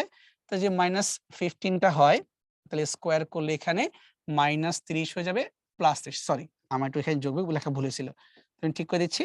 হ্যাঁ, তাহলে -38 আর +30 তাহলে কত হয়? এখানে হয় -8। এই -8 আর 9 যদি তুমি এখানে বসায় দাও তাহলে -8 1, আর যদি 10 যায় উপরে হচ্ছে 1 থেকে বাদ গেলে তো হচ্ছে -9। সো বেসিক্যালি আরেকবার চেক দেই যে কোথাও কোনো গন্ডগোল পাকছে কিনা। একটা কাজ করি, লেখাটার মধ্যে ঘাপলা হইতেছে। আমি একবার চেক দিই। So 9 power 9 1.6 Q1 Q2 by D square divide by distance square 4 power -15 square. ঠিক আছে, তাহলে 1.6 দুইবার আসলো, 4 তোমার 16 হয়ে গেল, 19 হয়ে গেল 38, আর মাইনাস হচ্ছে -30 উপরে গেলে +30। লেখা ঠিক আছে। তাহলে এখানে তোমার হচ্ছে 1.6 এ কাটলাম এই 16 কে, এটা 10 থাকলো, 1.6 পরে থাকলো 9 1.6, ফাইন। এই 10 এখন তোমার হচ্ছে উপরে, তাহলে -10, তাই তোমার হচ্ছে মাইনাস কলম কই 9 আর -10 যে উপরে যায় তাহলে -1, আর তোমার এখান থেকে থাকতেছে 38 আর 30, তাহলে হচ্ছে তোমার -8, তো তোমার হচ্ছে 1.69 10 - 1 এটা আসতেছে। আনফরচুনেটলি আমি এখানে কোনো উত্তর দেখতেছি না। একটা কাজ করি, আমি একবার ক্যালকুলেটর ক্রস চেক দিই। যদি কোনো ভুল দেখতেছি না, হয়তো আমাদের ডাটায় ভুল আছে, তাও একবার চেক দিয়ে নেই। তাহলে 1.6 10 to the power -19 square divide by 4 power -15 square. আচ্ছা 14.4, ঠিক আছে। এই তো এটাই। কাটাকাটিগুলো করি, আমাদের তাহলে সমস্যা কেন হচ্ছিল এখানে আমি চেক দিয়ে দেখি। 10 টু দি পাওয়ার এখানে তোমার ছিল 9 ইনটু উপরে তোমার ছিল 10 to the power 19 K double করলে 38, নিচে 10 টু দি পাওয়ার -15 স্কয়ার হয়ে যায়, তাহলে -30, আর তার সাথে এক্সট্রা আমাদের ছিল একটা 1/10। হ্যাঁ 1, তাই কাটাকাটি করলাম 1 চলে আসতেছে। বাট এখানে 1 কেন আমার লেখায় আসলো না? একটা কাজ করি, একটু মুছে ঠিক করে লিখি, এখানে 1 আসবে। মেবি কিছু একটা আমার লিখতে এখানে ভুল হইছে। ঠিক আছে, আমি চেক দিই একবার। থাকলো 9 এবং তোমার হচ্ছে 1.6। আচ্ছা, তাহলে 16 আর ওখানে 10 হচ্ছে, এখানে তোমার 10 টু দি পাওয়ার 9, নিচের এই 10 যদি তোমার উপরে উঠে যায় তাহলে তোমার হচ্ছে -10, ডান। এখানে তোমার হচ্ছে 38 -38 আর প্লাস হচ্ছে তোমার 30, তো 9 -10 -38 প্লাস হচ্ছে 30 -9। আচ্ছা ফাইন, ঠিক আছে। ওটা লেখাটা কম বেশি হইছে, আর কিছু না। ঠিক আছে। তাহলে কাটলে এই জায়গাটা চলে আসতেছে আমাদের 14.4। ঠিক আছে? চেক দিয়ে দেখলাম এটা অ্যাকচুয়ালি কিছু না, ওই পাওয়ারটা লেখায় উল্টাপাল্টা করছিলাম। এইজন্য একটু মানটা উল্টাপাল্টা হচ্ছিল। ঠিক আছে। তাহলে অ্যান্সার গুণ করলে এই 9 আর 1.6 14.4। এবার ঠিক আছে। সবগুলো পাওয়ার কাটলে 1 হয়ে যাচ্ছে। লেখাই বুঝছো, সরি, এটা সময় নষ্ট হয়ে গেল। সামনে আগাই। তড়িৎ ক্ষেত্রের মান নির্ণয় করা যাবে কোনটা দিয়ে? কুলম্বের সূত্র করা যাবে, অ্যাম্পিয়ারের সূত্র যাবে না, গাউস দিয়ে করা যাবে। এটা আমি বলছিলাম একটু আগে। হ্যাঁ, অ্যান্সার তো হবে 1 এবং 3। বায়ুতে 1 কুলম্বের 2টা আধান পরস্পর থেকে 1 কিলোমিটার ব্যবধানে অবস্থিত হলে এদের মধ্যবর্তী বলটা কত হবে? তাহলে F = 9 × 10 টু দি পাওয়ার 9, তার সাথে Q1 Q2 by D square. 1 coulomb তো তুমি 1ই রেখে দাও, আর 1 কিলোমিটার মানে তোমার হচ্ছে 1000 মিটার, সে আবার স্কয়ার। তাহলে 9 থাকুক, 9 এর জায়গায় 100, এখানে 3টা শূন্য স্কয়ার হয়ে গেলে এটা 6 শূন্য। তাহলে 10 থেকে 9 থেকে 6 বাদ দিলে 3, তাহলে 9 পাওয়ার 3 অথবা 9 কিলো নিউটন, মানে 9000 আর কি বেসিক্যালি। ঠিক আছে। দুইটি সমান চার্জের মধ্যবর্তী দূরত্ব অর্ধেক করা হলে এবং চার্জ দুইটির মান কমিয়ে অর্ধেক করা হলে বলের মানটা কেমন হবে? আমরা যদি চাই ব্যাপারটাকে ডিরেক্টলি এভাবে সমানুপাতিক দিয়ে সলভ করতে পারি। F সমানুপাতিক Q1 Q2 divide by D square আমি চেক করতে পারি। তো ধরো তাই যদি আমরা করে ফেলি, এখানে বলতেছে চার্জের যে মান এইটাকে কিন্তু কমায় অর্ধেক করছো। তাহলে এই Q1 টা আগে যাই ছিল, এখন কি এই Q1 এর অর্ধেক বসবে, এবং চার্জ 2 কিন্তু অর্ধেক হয়ে Q2 বাই 2 বসবে। আর মধ্যবর্তী দূরত্ব তুমি এটাকেও অর্ধেক করছো, তাই D এর জায়গায় D বাই 2 বসবে। এখন চিন্তা করো তো, তাই যদি হয় 1/2 1/2, উপরে কি হইলো? উপরে দুইটা হাফ মিলে 1/4 Q1 Q2, আর তোমার নিচ থেকে কি পাচ্ছি আমরা? হাফ কে স্কয়ার করলে 1/4 তার সাথে D স্কয়ার। তাহলে যদি কাটাকাটি করি 1/4 1/4 বাদ হয়ে গেল, এবং ঘুরে ফিরে আবারও সেই Q1 Q2 by D square হয়ে গেল। অর্থাৎ প্রথম ক্ষেত্রে আর দ্বিতীয় ক্ষেত্রে দুইবারই কিন্তু একই চেহারা, অর্থাৎ অপরিবর্তিত থেকে যাবে, কোনো তোমার চেঞ্জ আসবে না। 1 মিটার দূরত্বে অবস্থিত 1 কুলম্ব চার্জের মধ্যে কি পরিমাণ বল কাজ করে? এটা কিন্তু ডাইরেক্ট আমাদের একটা সংজ্ঞা থেকে আসছে, 9 × 10 টু দি পাওয়ার 9। কিভাবে? কুলম্বের বল দেখো 9 × 10⁻৯ চার্জ দ্বয়ের গুণফল মধ্যবর্তী দূরত্বের স্কয়ার। আর সবই যদি এক হয়ে যায় তখন তো কিছু থাকেই না বাধার। So 9.9 Newton. এটা কিন্তু একটা সংজ্ঞা থেকে আসছে যে একক চার্জের মধ্যে একক দূরত্বে কত বল কাজ করে, 9.9 নিউটন এত পরিমাণে বল কাজ করে।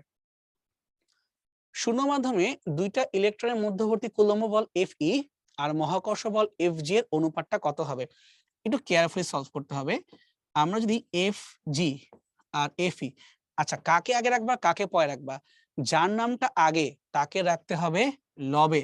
তাহলে উপরে রাখবো আমরা Fe আর নিচে রাখবো আমরা Fg। সিকোয়েন্স ব্রেক করা যাবে না, প্রশ্নে যেভাবে দেওয়া সেভাবে। তাহলে কুলম্বের আকর্ষণ বলের সূত্র কি ছিল? 9 × 10⁻৯ Q1 Q2 by d square. এখন Q1 Q2 মানে কি? তোমার সাথে ইলেকট্রনের চার্জের স্কয়ার, তাহলে 1.6 লিখলাম দুইবার, আর 10⁻⁻19 একবার লিখলাম 38 ডিভাইড বাই d স্কয়ার। দূরত্ব তো উভয় ক্ষেত্রেই সেম, তাই d স্কয়ার লেখার দরকারই নেই। আর মহাকর্ষীয় বল কি ছিল? G m1 m2। G মানে কত? মহাকর্ষীয় ধ্রুবক 6.673 10⁻⁻11। তাহলে লিখলাম G এর মান।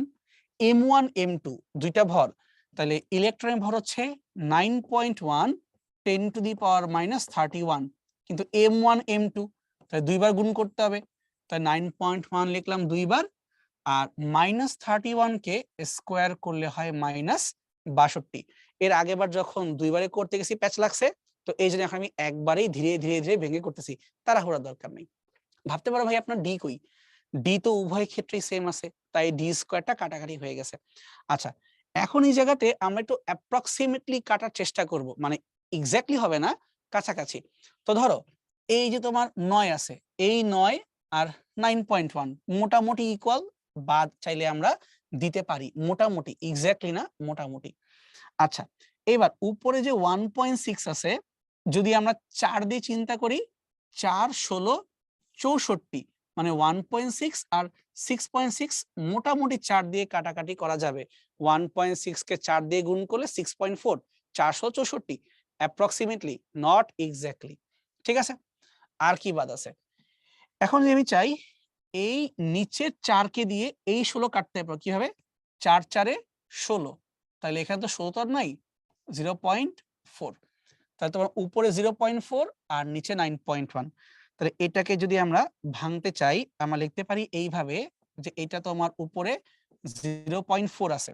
তুমি ভাবতে পারো ভাই আপনার এই 9.1 কে কি করবেন? এই 9.1 কে তুমি একটা 10 ধরে নাও, ভেঙে ভেঙে লিখি, তাহলে 10⁻৯ থাকলো, উপরের -38 থাকলো, -11 উপরে গেলে হবে +11। এই 9.1 কে তুমি 10ই ধরে নাও, তাহলে উপরে গেলে হবে -1, -62 উপরে গেলে হবে +62। আমি আগেই বলতেছি এটা কিন্তু আমি অ্যাপ্রক্সিমেটলি করছি, নট এক্স্যাক্টলি। ওকে, এখন কাটাকাটি করি, আমরা কি পাচ্ছি? থাকলো আমাদের 0.4 আর 10⁻৯ আর 11 যোগ করলে কত হচ্ছে তোমার 20। 20 থেকে যদি 38 কে বাদ দেই, তাহলে কত হচ্ছে? -38 + 20 মানে -18। আজ এই 1 নিয়ে নেই, -19। তাহলে 62 থেকে এখন তুমি 19 কে নিবা, তাহলে কত হয়? 43, 10⁻43। আমি যদি 1 ঘরকে দিয়ে দেই, তাহলে 4 × 10⁻42। তাহলে আমরা যে মানটা বের করছি এটা কিন্তু এক্স্যাক্টলি না, অ্যাপ্রক্সিমেটলি। এবং দেখো সবগুলোই 4.2 মানে 4 পয়েন্ট সামথিং। তাহলে পাওয়ার চেক দাও, এই একটা আছে যার সাথে পাওয়ার মিলে গেছে 10⁻42। ঠিক আছে, তো আমার কিছুক্ষণ আগে একটা অঙ্কে এই সেম কাজ করতে যে এর চেয়ে আরো ইজি ছিল, গুলায় গেছিল। কারণ কি আমরা ওই একবারে না করতে বেশি ভাঙতে গেছিলাম। সো তুমি আস্তে আস্তে সুন্দর করে ভেঙে ভেঙে যাবা, অঙ্ক ইজিলি হয়ে যাবে। Approximately, not exactly. ঠিক আছে, চলো সামনে আগাই। 3 সেন্টিমিটার দূরে অবস্থিত দুইটা 5 কুলম্ব চার্জের মধ্যে একটি সরলরেখায় তৃতীয় 10 কুলম্ব চার্জকে বসানো হইলো। তাহলে প্রথম চার্জ হতে কত দূরত্বে তৃতীয় চার্জ বসালে উহার লব্ধি বল 0 হবে? চিন্তা এভাবে, 3 সেন্টিমিটার দূরে দূরে চার্জ আছে দুইটা, এই যে +3 সেন্টিমিটার, এই যে একটা +3 সেন্টিমিটার। তো 3 সেন্টিমিটার দূরত্বে অবস্থিত, আহা এটা কি লিখলাম, 3 সেন্টিমিটার। আমি তো চার্জের মান লিখবো না, সরি ভুল লিখে ফেলছি। এখানে তোমাদের চার্জের মান তোমাকে দেওয়া আছে, তোমাকে দেওয়া আছে 5 কুলম্ব। 3 সেন্টিমিটার অবস্থা দুইটি 5 কুলম্ব। এই যে চার্জের মধ্যে একটি সরলরেখায় তৃতীয় আরেকটা 10 কুলম্বকে রাখতে হবে। তো ধরলাম এরকম কোথাও আমি একটা রাখবো 10 কুলম্ব, বসানো হলো। তাহলে প্রথম চার্জ হতে কত দূরত্বে তৃতীয় চার্জকে বসালে উহার উপর লব্ধি বল শূন্য হবে। যেহেতু দুইটা চার্জের মান সমান, তার মানে এরা যতটুকু বল প্রয়োগ করবে এই বলগুলো কিন্তু আমার সমান হয়ে যাবে। F1 আর F2 দুটা কিন্তু সমান হবে। তাহলে এক্স্যাক্টলি কোথায় হবে? 3 কে অর্ধেক করো, ঠিক মাঝখানে সিমেট্রিক্যালি 1.5 সেন্টিমিটার। এটা হবে 1.5 সেন্টিমিটার। কিভাবে বুঝলাম? যেহেতু দুইটা তোমার চার্জের মান সমান, তাহলে মাঝামাঝি রাখলে দুই পাশ থেকে বলের মানও সমান হয়ে যাবে। তাহলে উত্তরটা হবে 1.5 সেন্টিমিটার। ম্যাথ না করেই বোঝাচ্ছে, তাহলে অ্যান্সারটা হচ্ছে অ্যান্সার, কোনটিই নয়। Okay fine. শূন্য মাধ্যমে 1 কুলম্ব মানের দূরে চার্জকে 1 মিটার দূরত্বে স্থাপন করলে বিকর্ষণ বলের মানটা কত হবে? এইটাও কিন্তু সংজ্ঞা থেকে আসছে, 9 × 10⁹ নিউটন। স্থির চার্জের উপরে চৌম্বক বল কি হবে? এটা তোমরা না পারার কথা, কারণ তোমার শর্ট সিলেবাস ছিল। তো গতিশীল চার্জের উপরে চৌম্বক বল কাজ করে। ওকে, আমরা লরেন্জ বল দিয়ে বের করি, কিন্তু স্থির চার্জের উপরে কোনো চৌম্বক বল কাজ করে না, এটা শূন্য। যদি জানতে চাও আর কি, তাহলে এই সূত্র হচ্ছে F = Q V B sine theta. এখানে ভি মানে তোমার হচ্ছে বেগের মানটা, কিউ মানে হচ্ছে চার্জের মান, বি মানে হচ্ছে চৌম্বক ক্ষেত্র। তাহলে যার ভি এর মান শূন্য, তার তো এফ এর মান এমনি শূন্য হয়ে যাবে। ঠিক আছে, সো এটা হচ্ছে তোমার গতিশীল চার্জের উপরে চৌম্বক ক্ষেত্রের মান, বা যে বলটাও প্রয়োগ করে, সো এটা শূন্য হবে। গতিশীল না হলে কিচ্ছু যাবে আসবে না। ঠিক আছে, তাহলে আমরা তো আজকে আমরা এখানে থামতে পারি। মোটামুটি দেখতে পারছো যে আমাদের কি কি টাইপের অঙ্ক সলভ করতে হবে। ইস্যু একটাই, ওই পাওয়ার গুলো একটু ভালো মতো ক্যালকুলেশন করতে হয়। ঠান্ডা মাথায় থাকলে ওটা এমনিই পারবা। ঠিক আছে, তো আমাদের ক্লাস আজকে এই জায়গা পর্যন্ত ছিল। একটু বাসায় প্র্যাকটিস করো। নেক্সট ডে আমরা এর পরের টপিকগুলো ডিসকাস করবো। ওকে, থ্যাংক ইউ এভরিওয়ান।